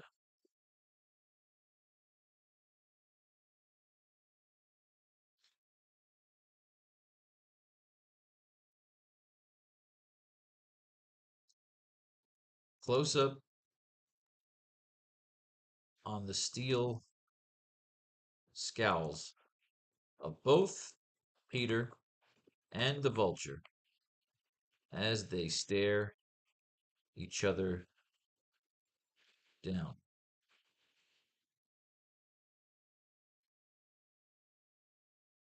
Yeah, I like this. Close up on the steel scowls of both Peter and the Vulture as they stare each other down with hatred and remorse.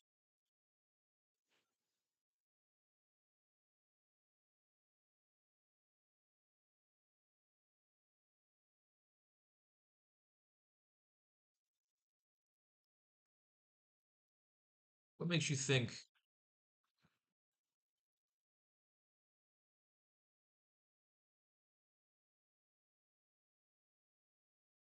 What makes you think that walking?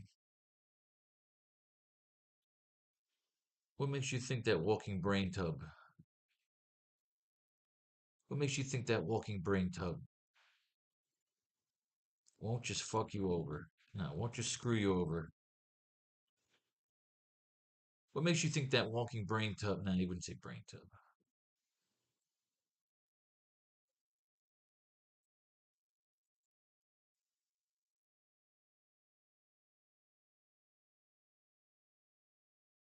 What would he say to insult Dr. Octopus?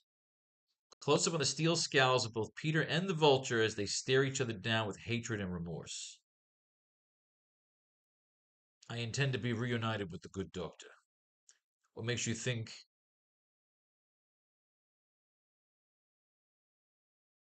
What makes you think that tank... What makes you think that tank of terror... What makes you think that tank of terror won't just screw you over? What makes you think that tank of terror won't just screw you over? Like Osborne. Like the skull. Like Osborne. Like the skull. Like everyone else in your life.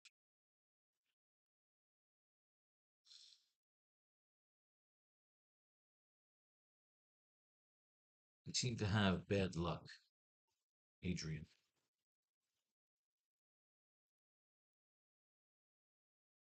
You seem to have bad luck, Adrian. What makes you think that tank of terror won't just screw you over? Like Osborne. Like the skull. Like everyone else in your life. You seem to have bad luck, Adrian.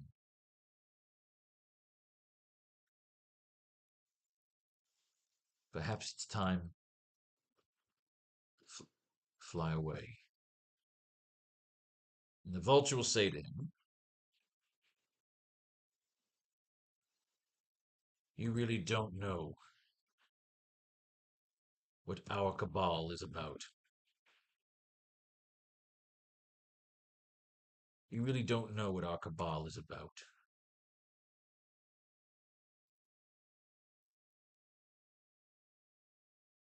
We're just some We're just some typical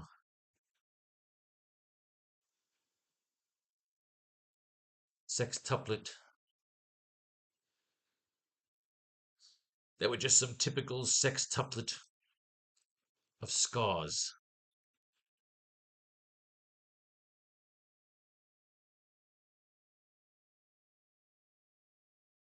Not typical. You really don't know what our cabal is about. That we're just some typical sextuplet of scars.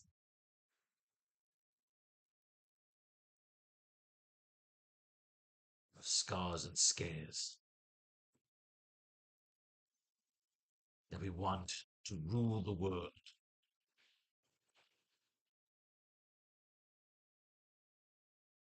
You really don't know what our cabal is about. That we're just some typical sextuplet of scars and scares. Scars and scares? Nah. Scars and sextuplet of scars. Scars and what? Scars and scars and swords.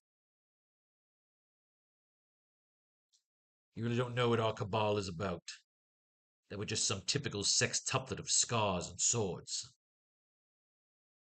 Scars and what? Scars and swords? Scars and scabies? Scars and scalawags? Some typical sextuplet of scars and scalawags.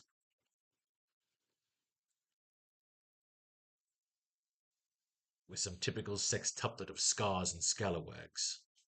That we want to rule the world.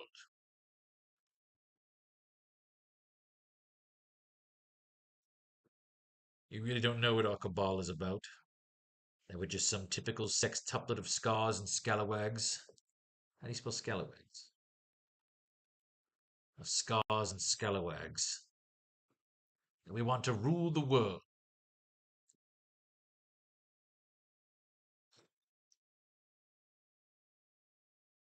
Scars and scalawags.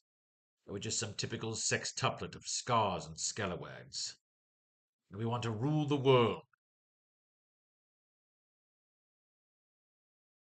And yet, you want to rule the world. And yet, you know nothing.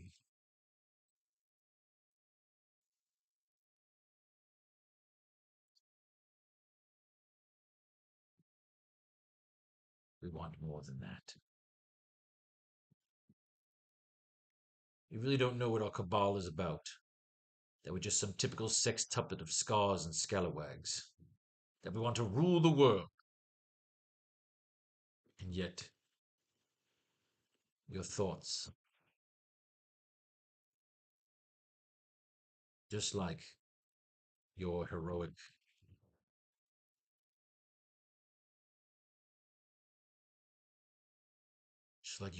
hedonistic,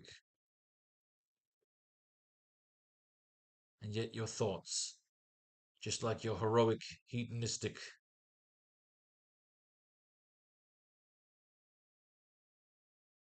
Hmm.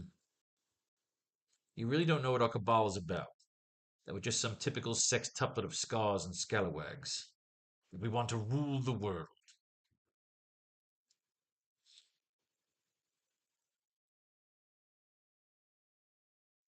You can keep your world. You can keep your diseased. You can keep your diseased sphere. We are looking at something bigger. We are facing a bigger opponent. You really don't know what our cabal is about. That we're just some typical sextuplet of scars and scalawags. That we want to rule the world.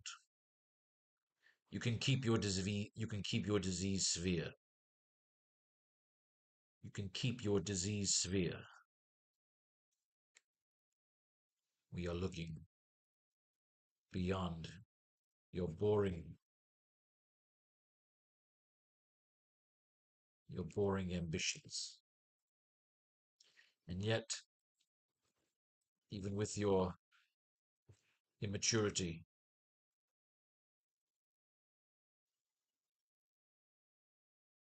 and yet, even with your immaturity, you have taken out two of us.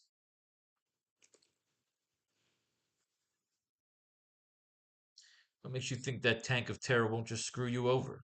Like Osborne, like the Skull, like everyone else in your life.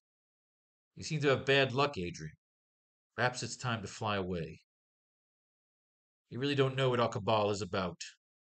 That we're just some typical sextuplet of scars and scalawags. That we want to rule the world. You can keep your diseased sphere. You can keep your diseased sphere. We are looking beyond your boring ambitions. And yet, even with your immaturity, you have taken out two of us.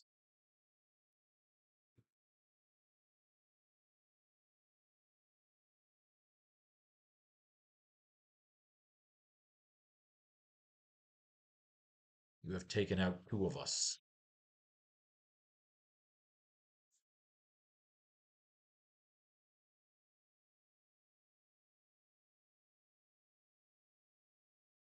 You can keep your diseased sphere. We are looking beyond your boring ambitions. And yet, even with your immaturity, you have taken out two of us.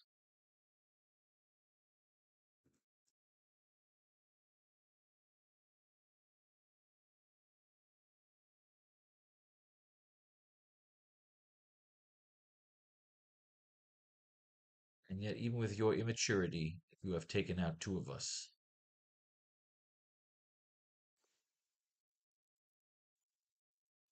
With the gift of an equation.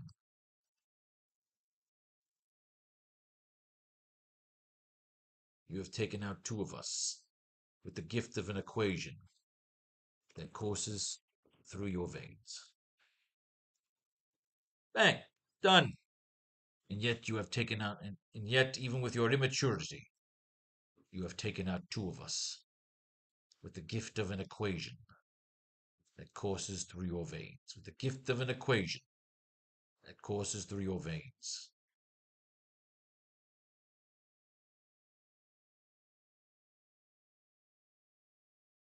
Is that how we want to end that face off there? Perhaps it's time to fly away.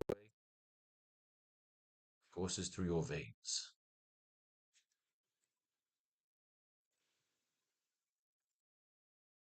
All right. I like it. And yet, even with your immaturity, You have taken out two of us with the gift of an equation that courses through your veins. So he took out Chameleon and he took out Craven. Even though Chameleon wasn't one of them, technically, he was. The same like he was. You've taken out two of us. It could also mean that you took out Dr. O. He's the reason Dr. O's a fucking living brain and not a human being anymore. Although he wasn't much of a human, he was still a cyborg. With the gift of an equation that courses through your veins. I like that. With the gift of an equation that courses through your veins. Because Vulture's the more intelligent of the that tag team. Sandman seems like the muscle. And Vulture's the mouth. So what do we have here? How does that close off? They have a face-off, he says, with the gift of an equation that courses through your veins.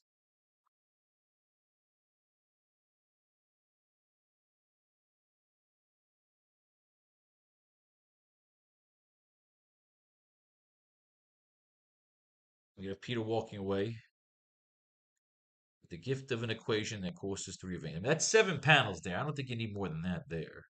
She's passing out. He faces off with them.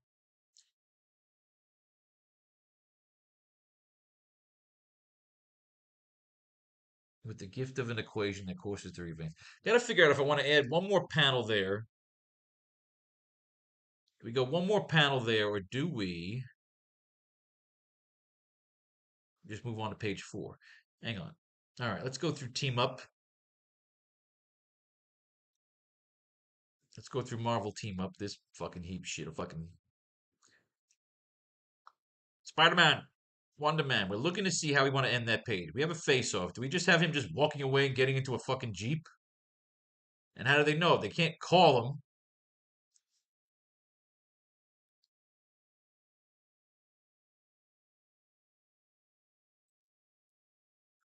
Spider-Man's getting attacked by pigeons. Wall-to-wall birds. All right, let's get through these fucking team-ups here. All right, Spider-Man's getting attacked by birds. Now, Spider-Man and Jennifer Kale, they got to get through the fucking wasteland. If they'll get picked up by Agent Clemmer, Agent Clemmer's got to strip them down. He always wanted to meet, so we got Wonder Man. Simon Williams. They just had a TV show about Wonder Man. Wonder Man is the movie star. And then we have the Griffin. Oh, Jesus. Now, we used the Griffin in our fucking throwaway villains in that scene where they blow up the Sky Bridge. Last time we're the Avengers. Spider-Man jumps through the window. He's gonna fucking tag team with Wonder Man and fight this fucking Griffin. Ay, ay, ay.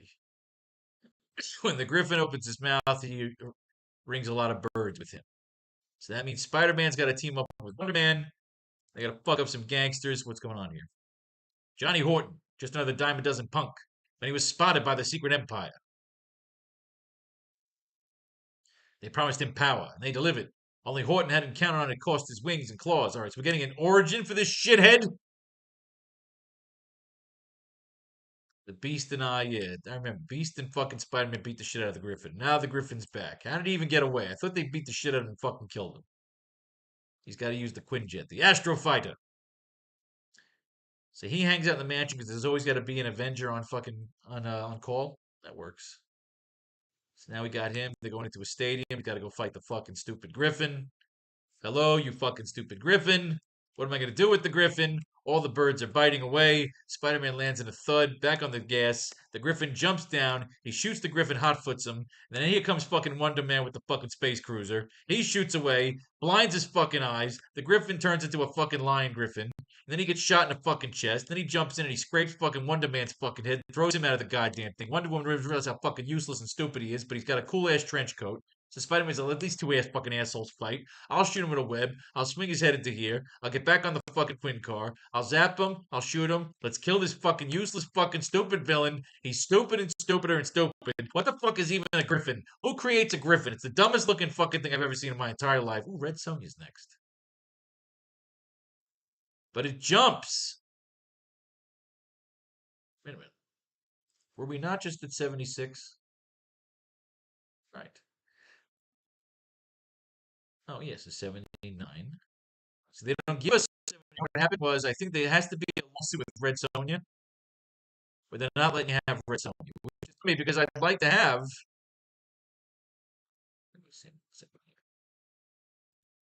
Marvel Team Up 79 Red Sonja. Isn't that amazing? They don't let you have it. MJ tries to tell. How would you not have this issue?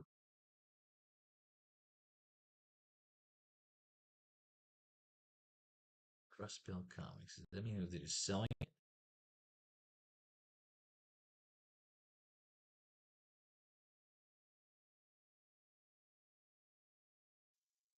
Marvel Team Up 79 Red Sonja. Why is it not on Marvel Unlimited?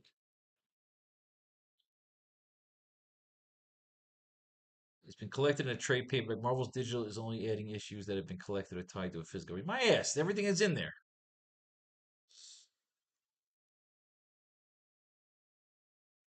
Fucking ass.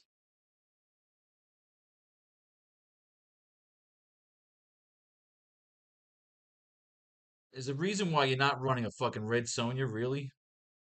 My asshole.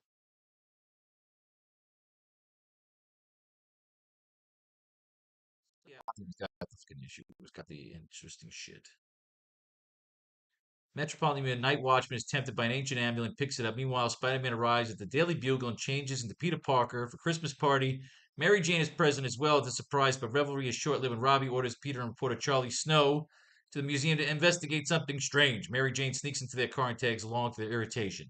At the museum, a pillar of crimson flame projects up to the sky. Peter ducks away from Charlie and MJ to change into Spider-Man and enters the museum to check it out. But Mary Jane, sick of constantly being left behind by Peter, goes in as well. Inside, while Spider-Man is assaulted by a group of monsters, Mary Jane comes across a glowing sword and picks it up, transforms her into Red Sonja, and she comes to Spider-Man's aid. So I would have liked that. All right, so we got this. Okay. The sorcerer Kulan Goth, an enemy of Sonja's, reveals himself and captures both heroes. They awaken shortly, chained to large slabs, with Kulan begins to lower into boiling pit. Spider-Man manages to free himself, destroying the pit, then rescues Sonja. The fight continues and leaves the museum where Sonja and Gath are both shocked to see how the world has changed. Spider-Man takes advantage of Gath's confusion and knocks him out, grabbing the glowing amulet from his neck in the process. Gath reverts to the form of the Night Watchman, while Sonja changes back to Mary Jane. All right. Clark Kent puts in an appearance at the Daily Bugle, seen in a conversation with Robbie. Also present besides Charlie and MJ are Glory Grant. Clark Kent, let me see Clark Kent. That's why you can't use it, you fucks, you liars. In no time at all, he's walking through the doors of the Bugle City Room, where he finds the annual Christmas party going full blast. Parker! So tell me, old buddy, how does it feel to be a mild-mannered reporter for a great metropolitan TV network? I still say Jameson was a fool to fire Carol Danvers. Look at that! I love it, Clark Kent and Glory Grant. Oh, that's so. See, fuck you for not putting that in there. That's why I didn't put in Clark Kent's in there. Despite issue 75's note that she and Peter broke up, Mary Jane is quite willing to rekindle their romance, whipping out a large, bring a mistletoe. All right, so she's still into Peter. His Marvel team up love interest? He was with Sissy Ironwood. What the fuck does he have a love interest? At the party, someone declares it was a mistake for Jameson to fire Carol Danvers, as seen in Miss Marvel, also by Chris Claremont. Danvers was for a time the editor of Woman magazine, published by Jameson. Tends to be forgotten that Jameson published more than The Bugle. Blah, blah, blah. The issue features the first appearance of Charlie Snow. Subsequently, Charlie, a character, will go on to appear in a whopping 10 issues across the next 2 decades. Damn, okay. Whether intentional or not by Claremont and Byrne, Mary Jane exhibits a bit of her classic persona in this issue, stowing away to check out the museum with Peter and Charlie.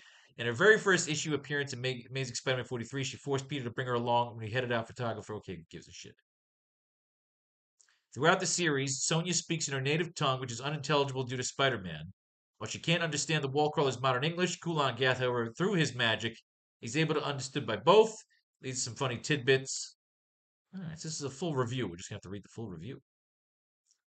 I thought this merely a warrior clad in some outlandish harness, but he runes up the wall across the ceiling like some human spider. All right. These are our pools of earth, and you have sealed the second, perhaps forever. Good Lord. All creation is not large enough to hide you from my wrath. All right, so we're getting little bits and pieces of it. Kulan Gath, put up your sword, child. It will avail you naught against my sorceries. Because I love Red Sonja. She's sexy as fuck. All right, I like it. All right, give me the. Oh, gotcha. See, I wanted this. What I. She Devil of the Hurricanes. Those of you more interested in learning more about Red Sonja can check out her own book on sale bi-monthly. Oh, oh, she's hot. I always want to go down on the barbarian chicks. I love that shot of Clark Kent. I love Clark Kent in there. I fucking love that.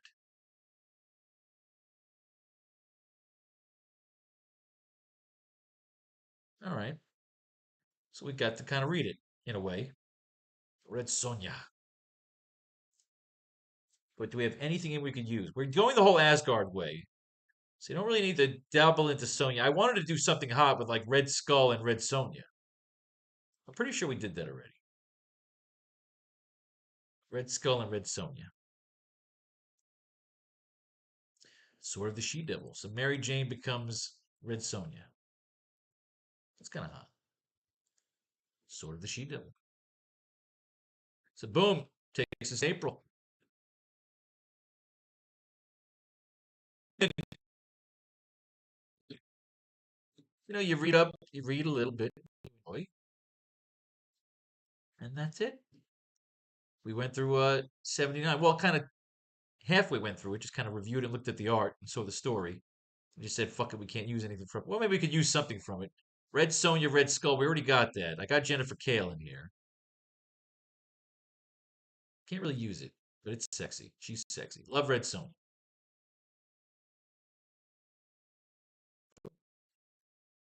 Doing.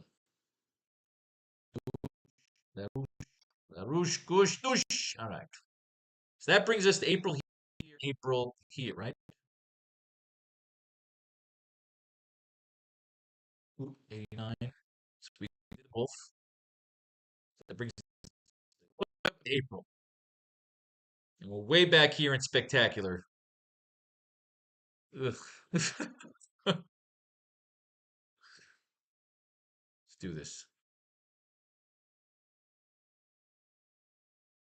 A vault full of fear. Fuck me. Hang on.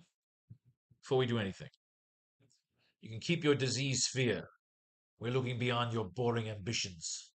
And yet, even with your immaturity, you have taken out two of us with the gift of an equation that courses through your veins.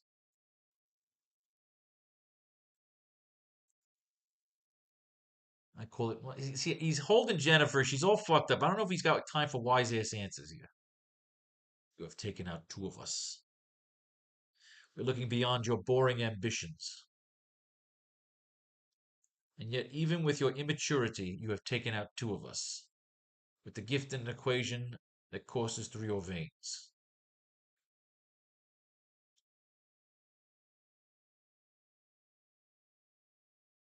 Just have one more line there. I look forward to finishing this conversation. I look forward to finishing this conversation.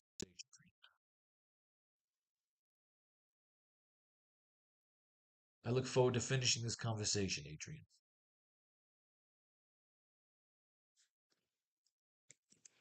I'll say hello to the doctor for you. I'll say hello to the doctor. I look forward to finishing this conversation, Adrian. I'll say hello to the doctor.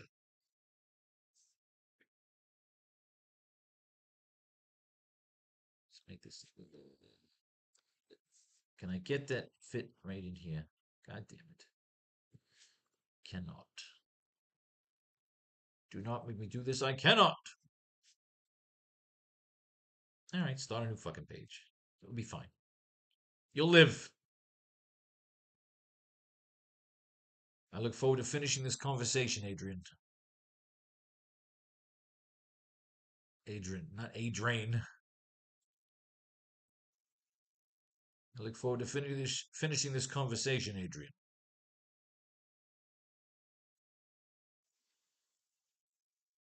Perhaps it's time to fly away. You really don't know what our cabal is about. That we're just some typical sextuplet of scars and scallywags. That we want to rule the world. You can keep your diseased sphere. We are looking beyond your boring ambitions. And yet, even with your immaturity, you have taken out two of us, with the gift of an equation that courses through your veins. I look forward to finishing this conversation, Adrian. I'll say hello to the doctor. I'll say hello to the doctor.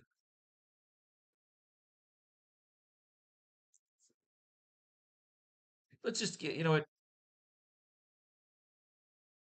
Should it be during the face-off? Do we have time to split those bubbles? Yeah, fuck it. You got time for those bubbles, yeah.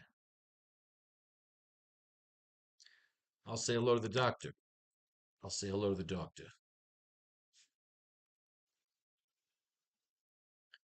The idea is, I think you got to finish it with a really good one-on-one between Spidey and the Vulture. So we got that page is done. Page 3 is done. Now we got page 4.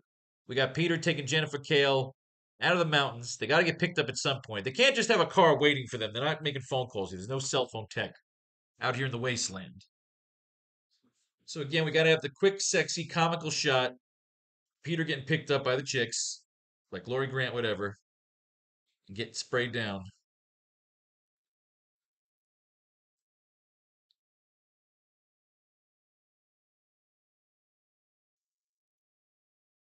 All right. Forward to finishing this conversation.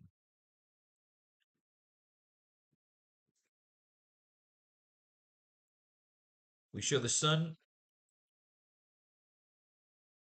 carrying over the mountains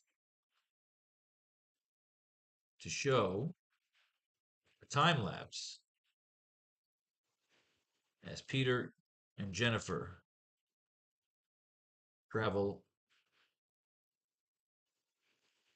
hike out of the mountain range, out of the Appalachians.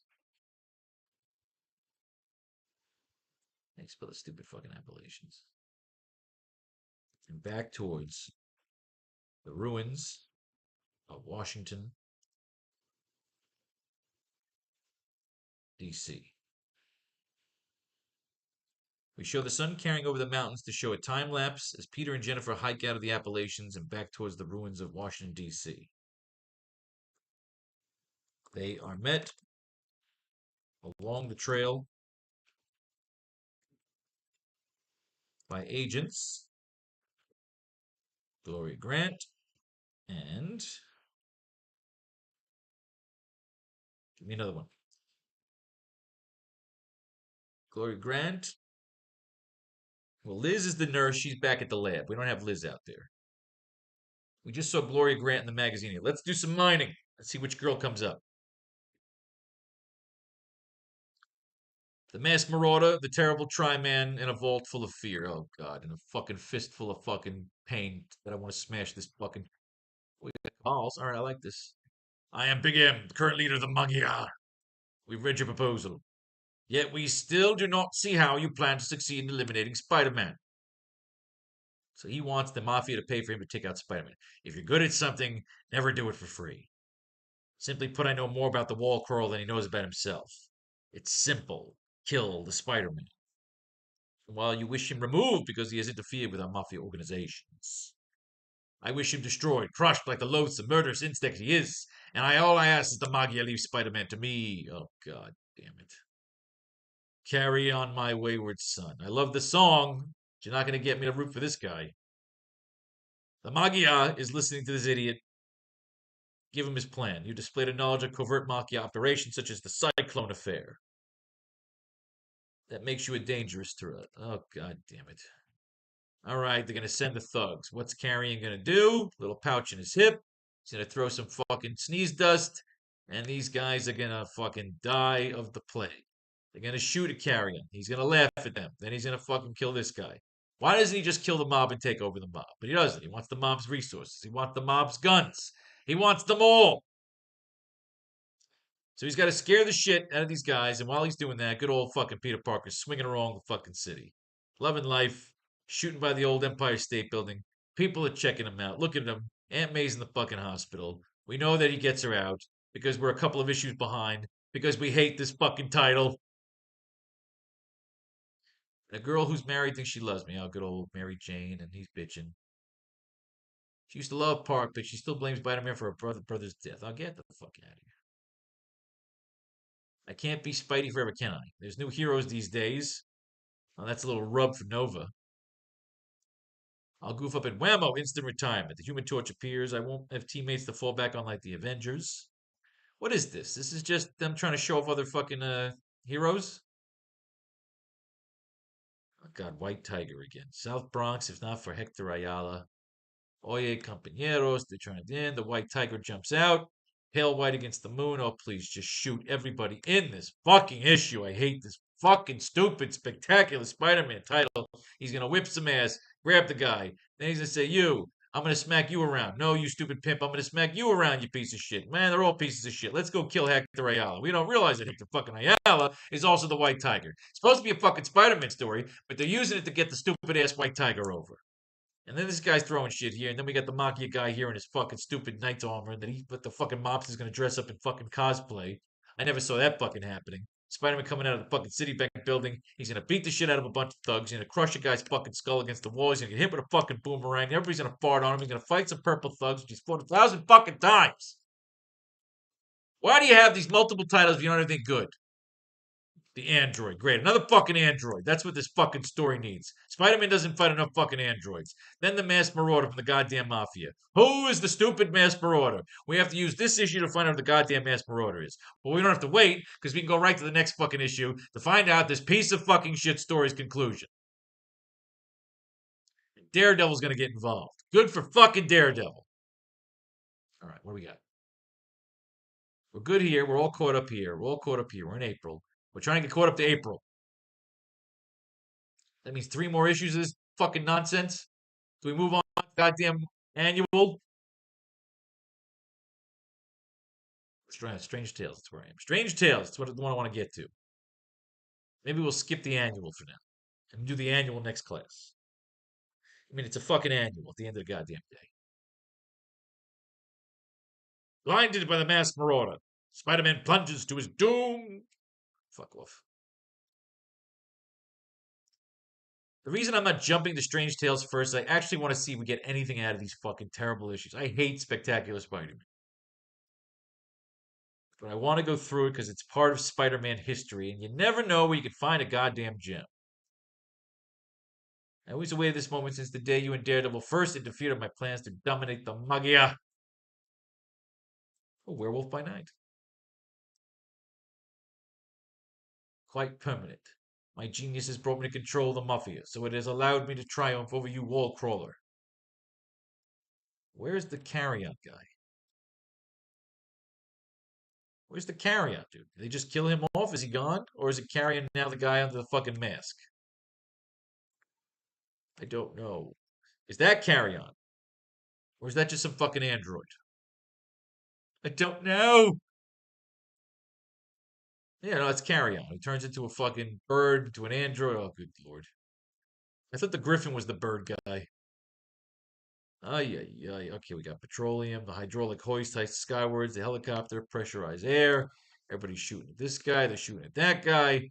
Don't make a move we don't like. Wall crawler will shoot you out of the fucking sky. Please shoot whoever fucking put together this comic book.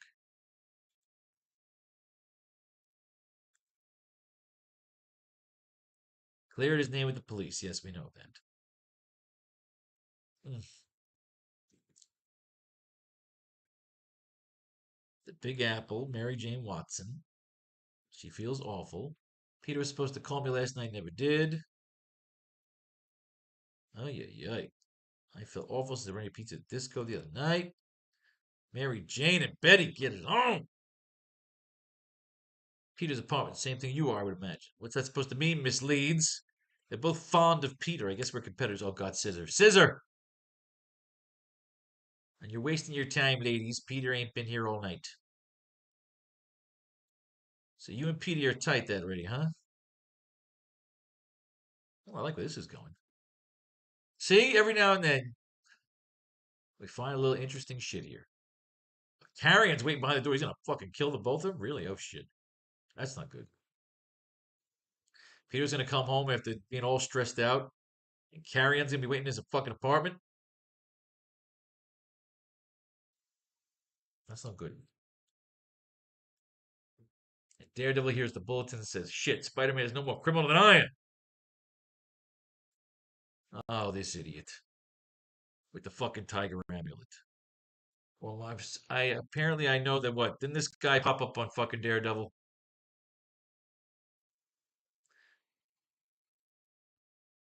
Hector, don't you want to be a famous something? Empire University. Academia. Is it my luncheon date? Flash time. Oh, Shashan, honey. I'm sorry. I was looking for Pete. Shashan, let's get Shashan as our chick. Hope he isn't awful late for class by now. You bet, boy, if he makes up gym and gets grad school. He's got a funny way about it because he's always being Spider Man. He's never got the time to go to class because he's too busy fucking with Daredevil. Then he falls because he's dizzy and he's blind and he's bleeding and he says he's scared, so Daredevil catches him. Daredevil saves his fucking life. Spider-Man swings, everything chunks off. Spider-Man's having an off fucking day. Daredevil's got to come in and save the day. For a little while, I thought about bringing Matt Murdock in as like Harvey Dent, but I can't stand using district attorneys and lawyers and all that kind of shit, so it didn't work out. And I feel like Marvel's got Daredevil in hand now with the Born Again and the Netflix series. They don't need me, not for Daredevil. I don't know Daredevil enough to write. Right now, I'm still in my Spider-Man mode. One day, I'll stop writing Spider-Man. I'll write a new character.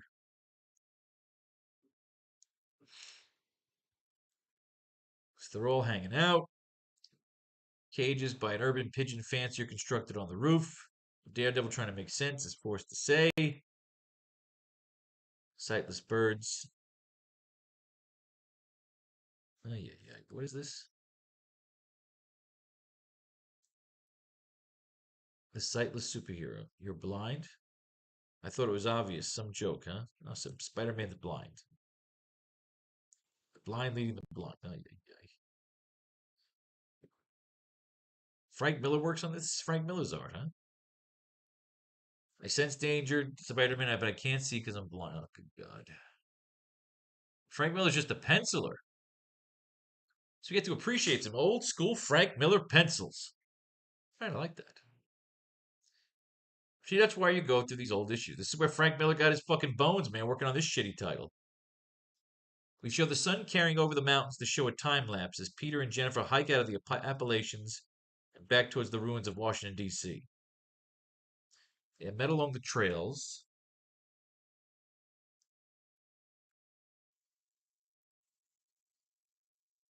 By a shield cruiser. Lands in front of them.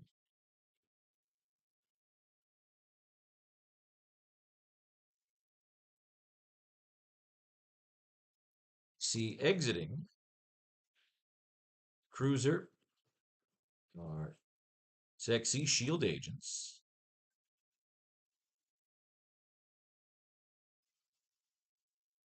Gloria Grant and Shashan. Shashan.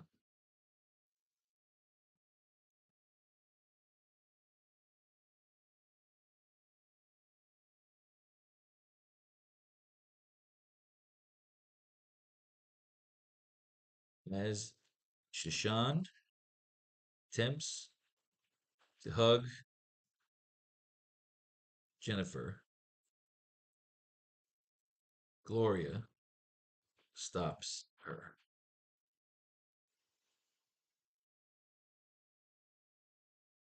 Close up on the seductive, smirks of Gloria and Shishan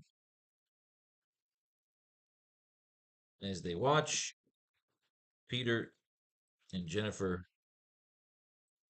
undress.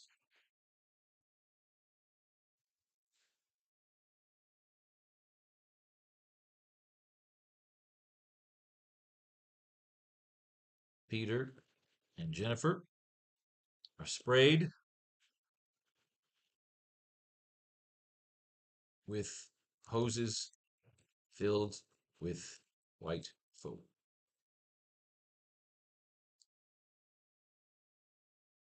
We'll figure out what to do next.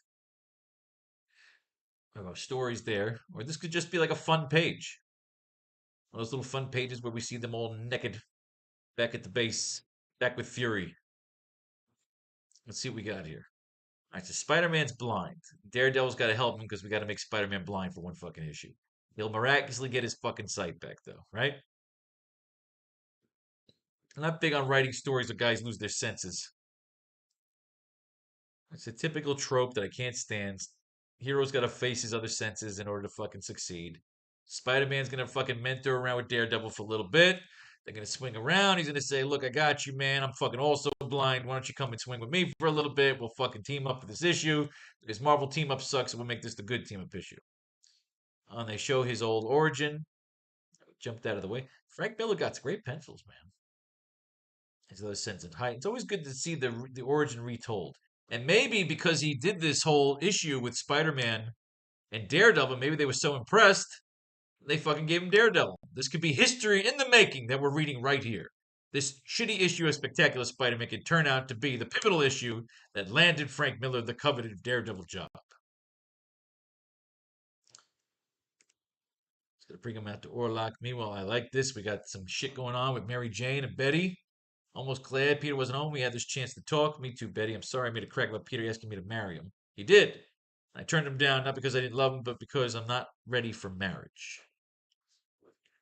Like that. I like that.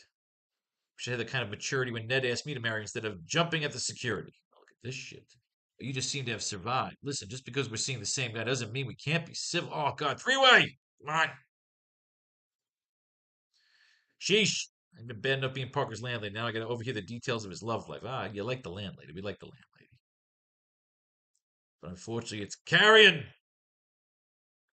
The dead walk bogger. Carrion.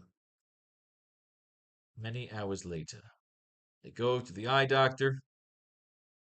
He tapes up his face so that nobody can see them. He was hit by an optoblast, a ray used to paralyze the optic nerve. You need to know is this paralysis temporarily blinded forever. Oh, good lord. They got to scare you for an issue. Then it'll turn out, of course, that he's fine. We got a hot little nurse there.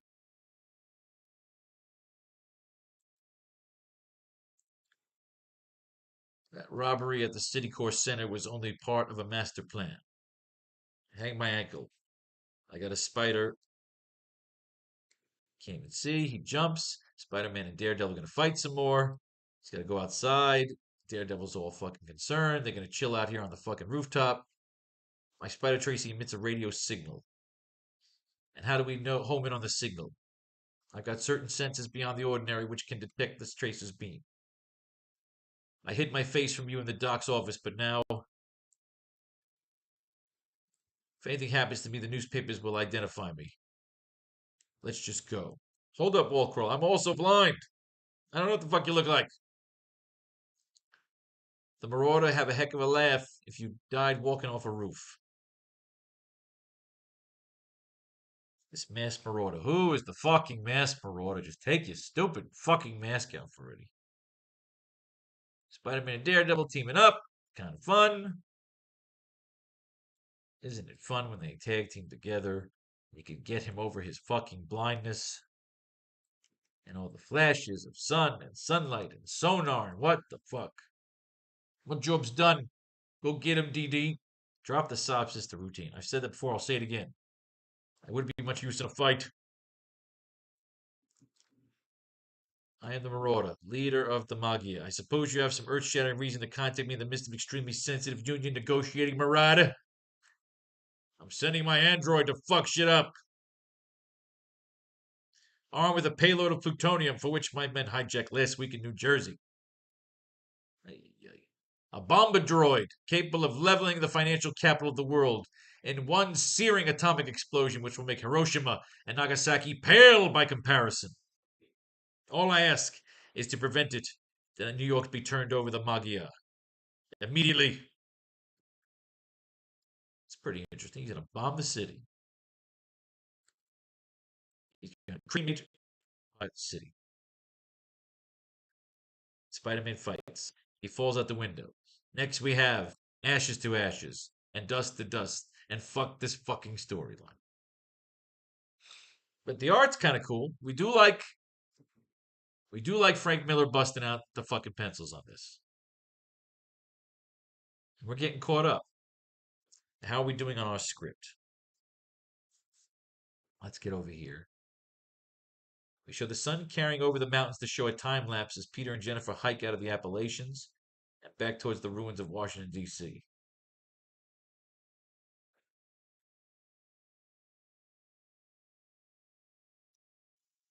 And Peter do a quick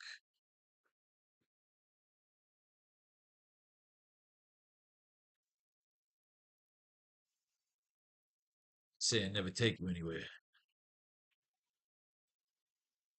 You say I never take you anywhere.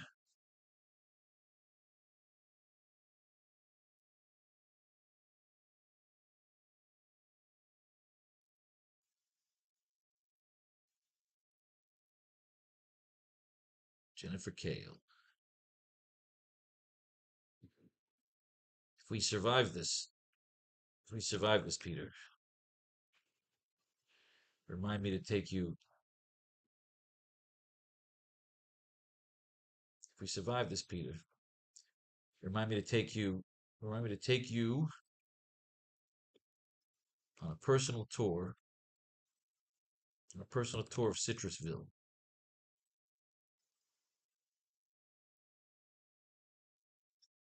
If we survive this, Peter, remind me to take you on a personal tour of Citrusville. Have you ever seen the Disney moon? Have you ever seen the Disney moon at midnight?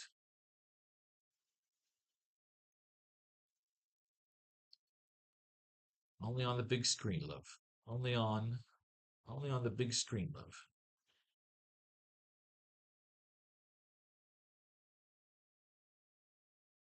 Remind me to take, if we survive this, Peter, remind me to take you on a personal tour of Citrusville.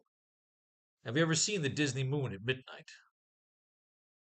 The Disney moon at midnight. I like that. Have you ever seen the Disney moon at midnight? Only on the big screen, love. They are met along the trail by a shield cruiser that lands in front of them. SFX of the shield cruiser landing in front. You know, only on the big screen, love.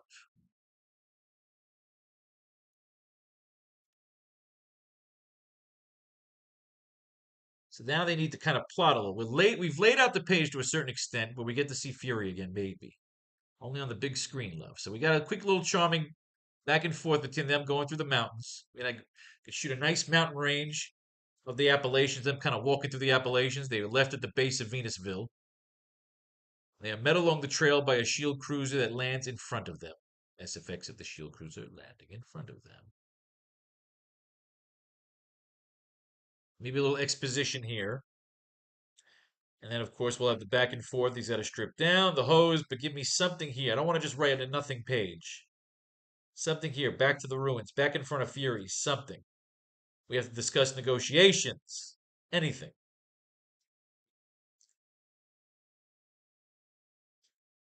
They are met along the trail by a shield cruiser that lands. A shield cruiser that lands.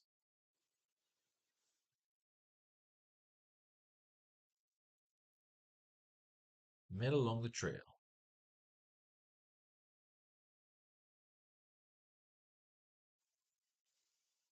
They are met on the trail landing before. They are met on the trail by a shield cruiser landing before them. SFX of the cruiser. We see exiting the cruiser. Are sexy shield agents Gloria Grant and Shashan. As Shashan attempts to hug Jennifer, Gloria stops her. Close up on the seductive smirks of Gloria and Shashan as they watch Peter and Jennifer undress.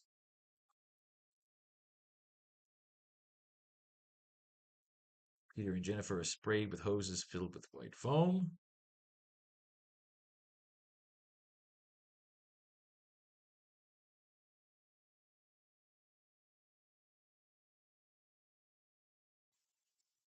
As Gloria and Shashan approach them with long brooms, long soapy brushes.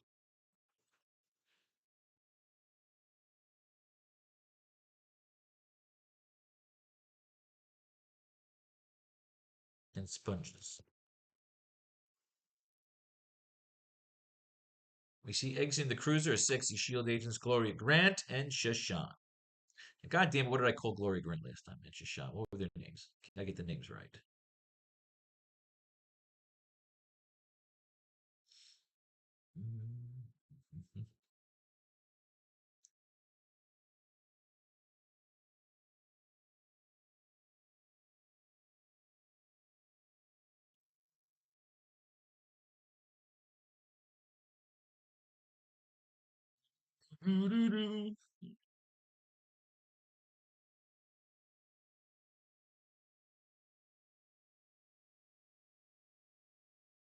Dragons.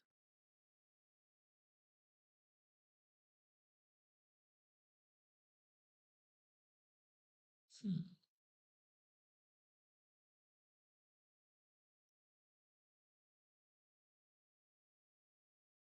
Do not be afraid of me. All right, Dr. O, Madison. Come on. Where the fuck is the names of the fucking spies? Bringing in all the sexy chicks.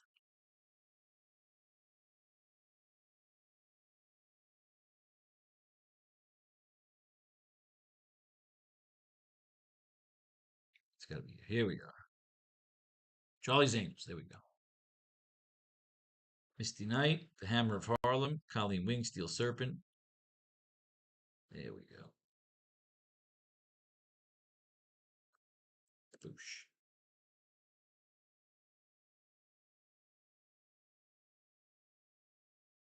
We see exiting the cruiser are sexy shield agents Gloria Grant and Shashan. Caption.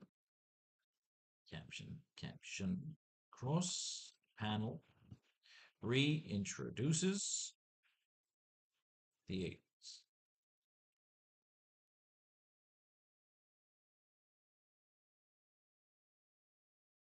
Shashan, aka Silk Saber, a defective from Madripoor.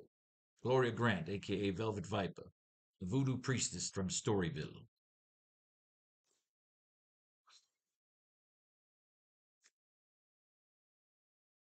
So we could add more panels here because these could be small panels just showing them get out. All right, good. Gloria Grant, Shashan. So Shashan first.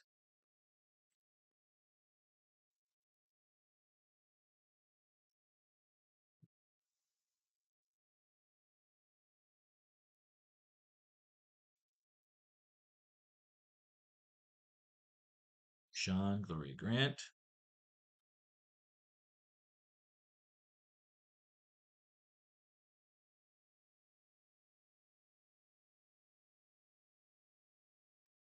Gloria Say.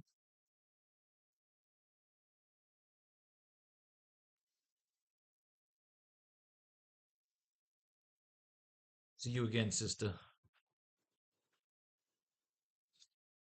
Good to see you again, sister.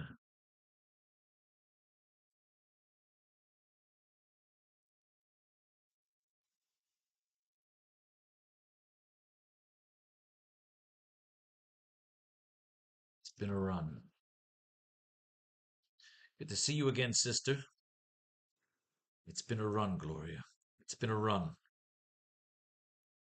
And Shoshana attempts to hug Jennifer. Gloria stops him. Should we just put that on the same? No, no.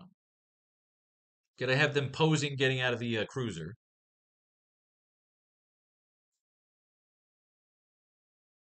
Oh, but I need a line here. They are met on the trail by a shield cruiser landing before them. SFX of the shield cruiser landing in front of them.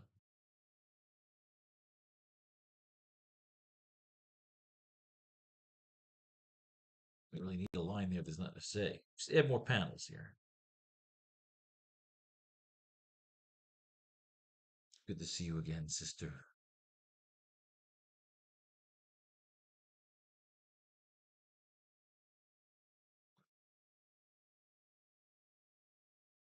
See you again, sister. It's been a run. Gloria stops her.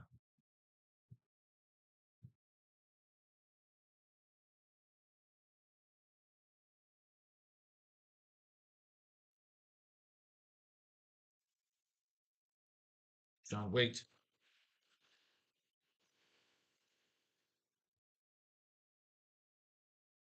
As Shoshana attempts to hug Jennifer, Gloria stops her. Shoshana, wait. First,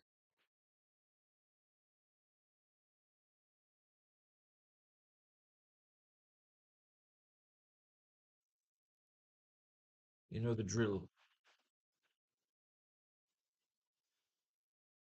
We have to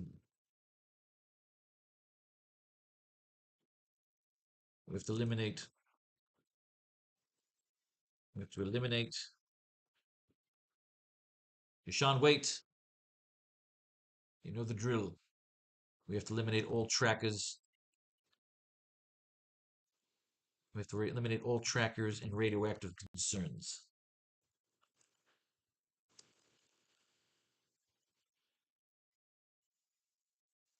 Both of you strip down. And I mean everything. You know what I mean? I mean everything. Both of you strip down. That's hot. As Shoshana attempts to hug Jennifer, Gloria stops. Wait. You know the drill. You know the drill. We have to eliminate all trackers and radioactive concerns. Both of you strip down.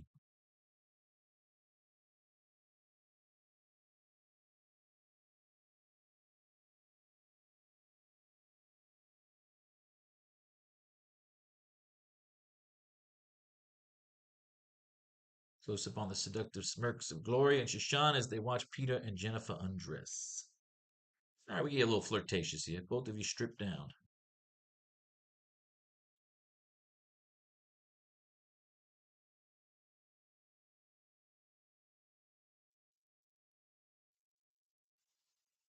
So we go in separate shifts. Close up on the seductive smirks of Gloria and Shoshana as they watch Peter and Jennifer undress. Shall we go in separate shifts, ladies? Shall we go in separate shifts, ladies?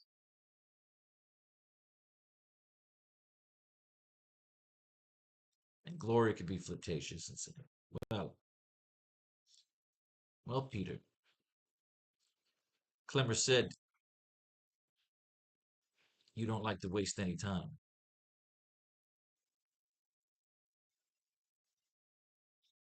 Well, Peter, Clemmer said you don't like to waste any time. Close up on the seductive smirks of Gloria and Shoshana as they watch Peter and Jennifer undress. Shall we go in separate shifts, ladies? Well, Peter, Clemmer said you don't like to waste any time. So that's cute. Peter and Jennifer are sprayed with hoses. Naked, Peter and Jennifer are sprayed with hoses filled with white foam as Gloria and Shoshana approach them with long soapy brushes and sponges.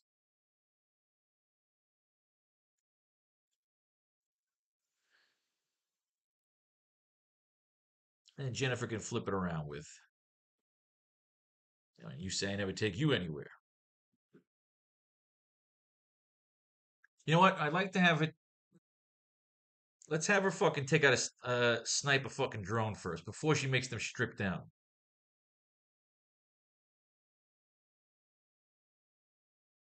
Yeah, I like that better because otherwise you're just ending the panel on them getting stripped. Let's have her blow away a fucking drone. Like she should snipe a drone, or Shashan should snipe a drone. Yeah, we need a drone snipe. We see exiting the cruiser a sexy Shield agent Shashan and Gloria Grant.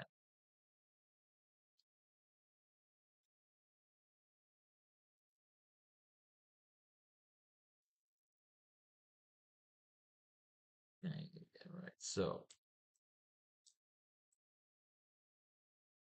I need a snipe here. We're almost there. We're pretty much once we lay out the rest of this page is done, and we're done with class today. They are met on the trail by a shield cruiser landing before them. SFX of the shield cruiser landing in front of them. Okay.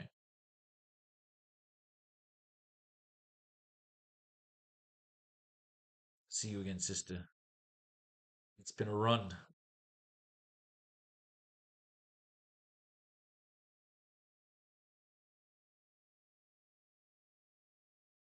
Rashawn, wait. Gloria stops her.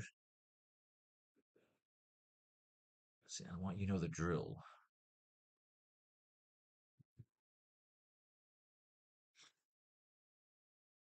We see exiting. Okay. They are met on the trail by a shield cruiser. Let's have the shield cruiser blow away some fucking. Listen, they should get out and shoot any drones first. Or should they shoot the drones in the cruiser?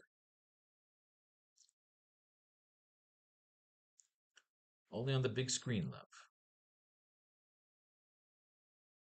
They are met on the trail.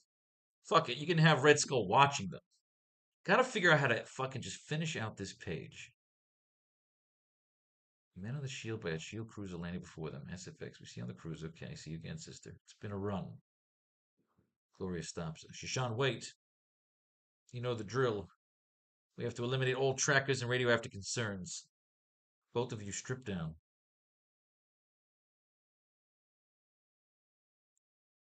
Shall we go in separate shifts, ladies? Well, Peter, Plemmer said you don't like to waste any time.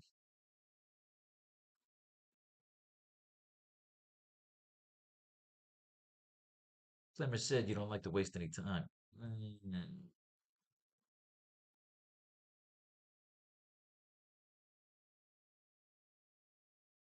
Well, Peter, Clemmer said you were shy. Shall we go in separate shifts, lady? Well, Peter, Clemmer said you were shy.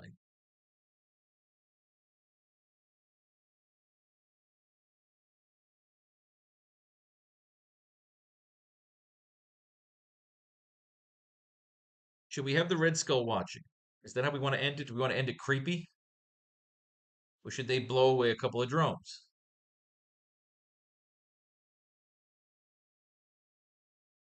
Naked Peter and Jennifer are sprayed with hoses filled with white foam as Gloria and Shashan approach them, laughing. I don't know if they should be laughing.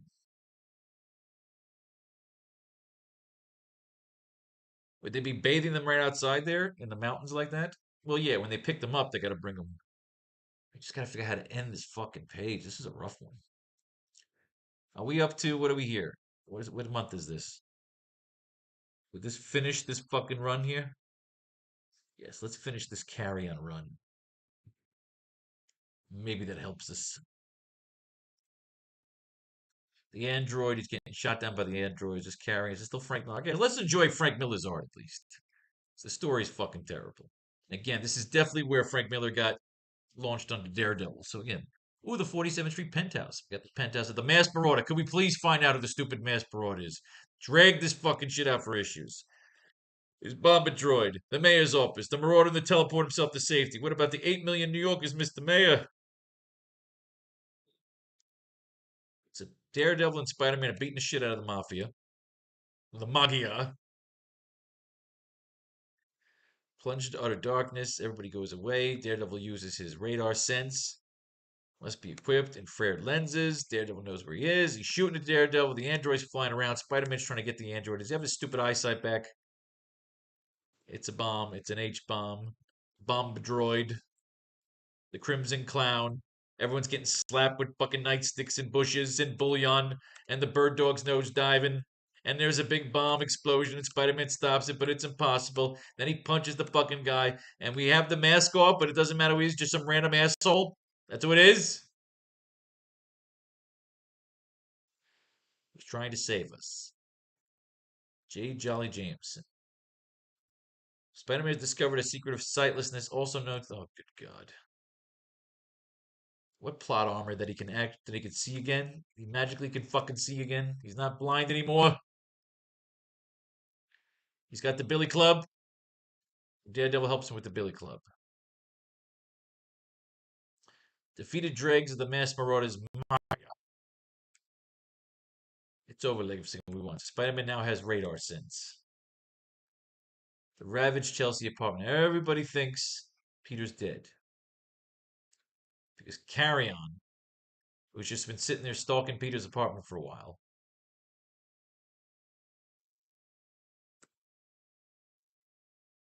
He looks inside. He whips his stuff. Instead of going in and talking to the fucking cops and settling things, there are times I really hate Peter Parker's decision. Okay, well, there he's there. Holy smokes, who trashed my apartment?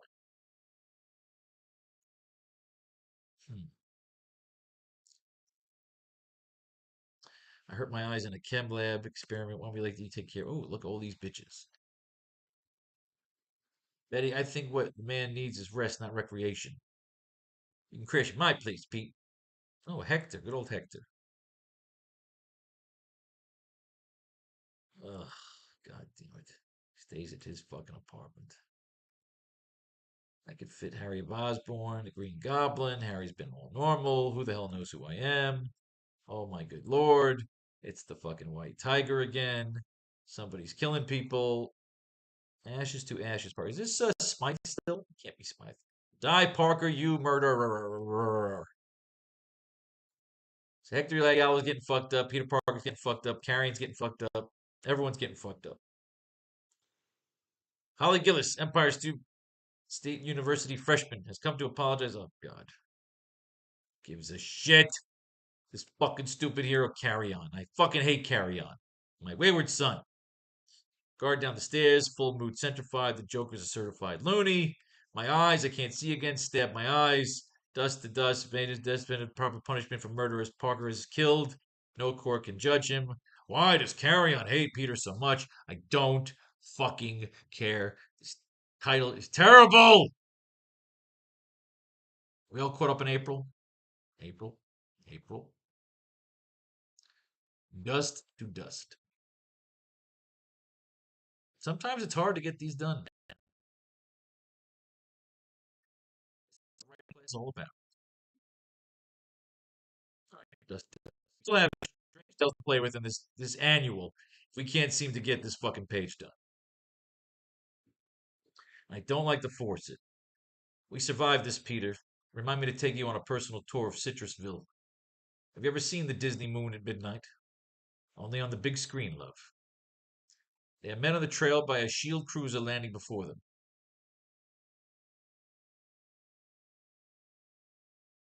SFX of the shield cruiser landing in front of them. Oh, I have an idea. Okay, this is what I want to do. Now I know what I want to do. We see exiting the cruiser, sexy shield agent Shoshana and Gloria Grant. Caption across the reintroduces them. Shoshana Silk Saber, Gloria Grant Velvet Viper. Good to see you again, sister. It's been a run. As Shoshana attempts to hug Jennifer, Gloria stops her. Shoshana, wait. You know the drill. We have to eliminate all trackers and radioactive concerns. Both of you strip down. Close up on the seductive smirks of Gloria and Shoshana as they watch Peter and Jennifer undress. Shall we go in separate shifts, ladies? Well, Peter, Clemmer said you were shy. Naked Peter and Jennifer are sprayed with hoses with white foam as Gloria and Shoshana approached him with long soapy brushes and sponges.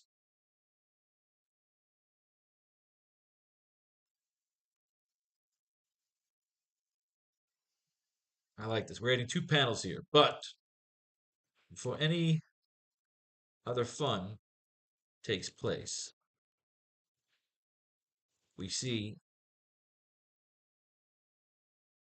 Shashan quickly turn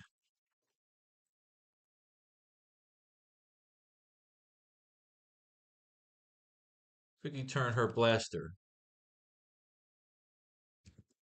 on what looks like a small drone hawk hovering over them.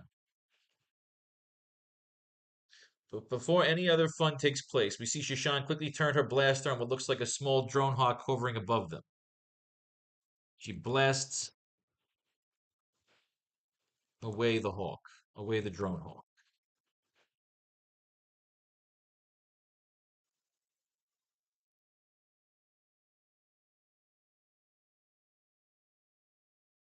And she make a little comment, looks like we got vultures. She blasts away the drone hawk. SFX of the blast. And then you show in panel 8, we show a shot of a screen in the private office of the Red Skull. We don't see his face, just his perspective.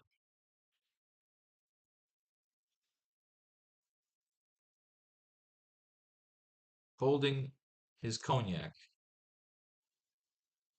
while he is obviously annoyed that Shashan just shot down his drone hawk. We show a shot of a fuzzy, busted screen. We show a shot of a fuzzy, busted screen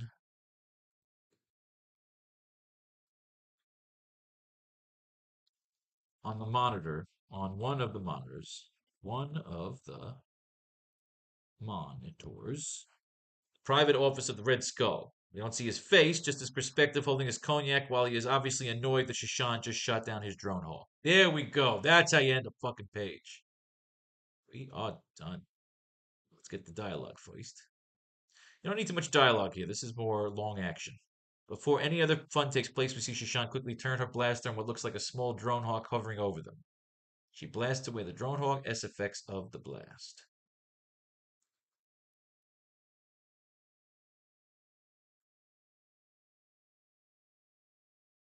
Naked Peter and Jennifer are sprayed with hoses filled with white foam as Gloria and Shashan approached them with long soapy brushes and sponges.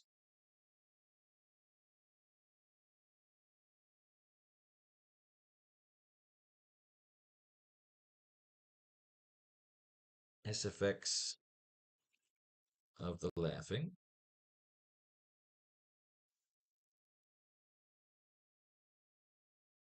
It's a James Bond homage. Like he'd always say something cool to the chicks, and all the chicks would laugh. So I want that homage, you know. Well, Agent Clemmer said you were shy. Well, Peter, Clemmer said you were shy. Ha ha ha ha ha ha. You know. Why don't you just dye the parts that show?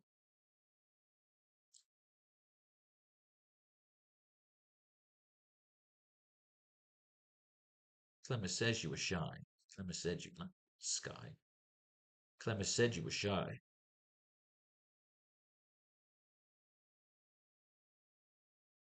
Well, Peter, Clemmer said you were shy.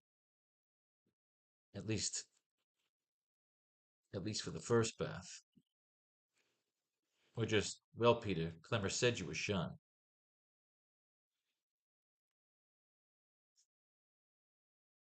Naked Peter and Jennifer are sprayed with hoses while white foam, while as Gloria and Shashan approach them with long soapy sponges and sponges. SFX of the laughing. Push them playfully laughing.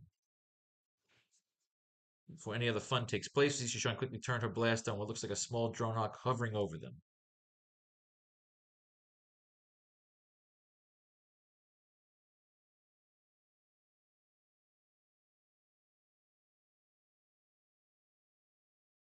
Wait.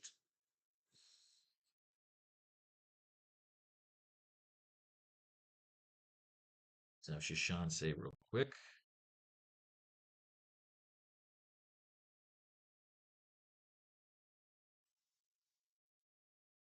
Wait.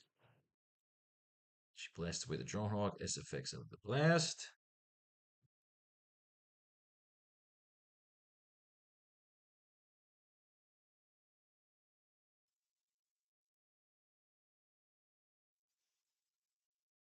Bloody vultures.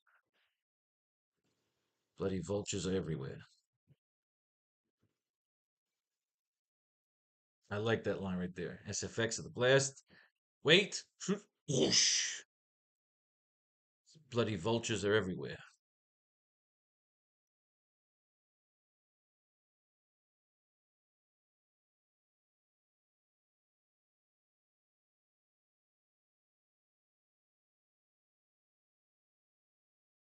Wait. SFX of the blast.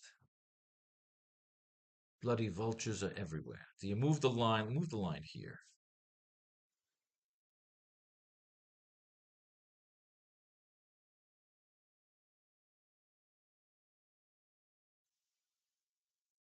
No, god damn it. Ah!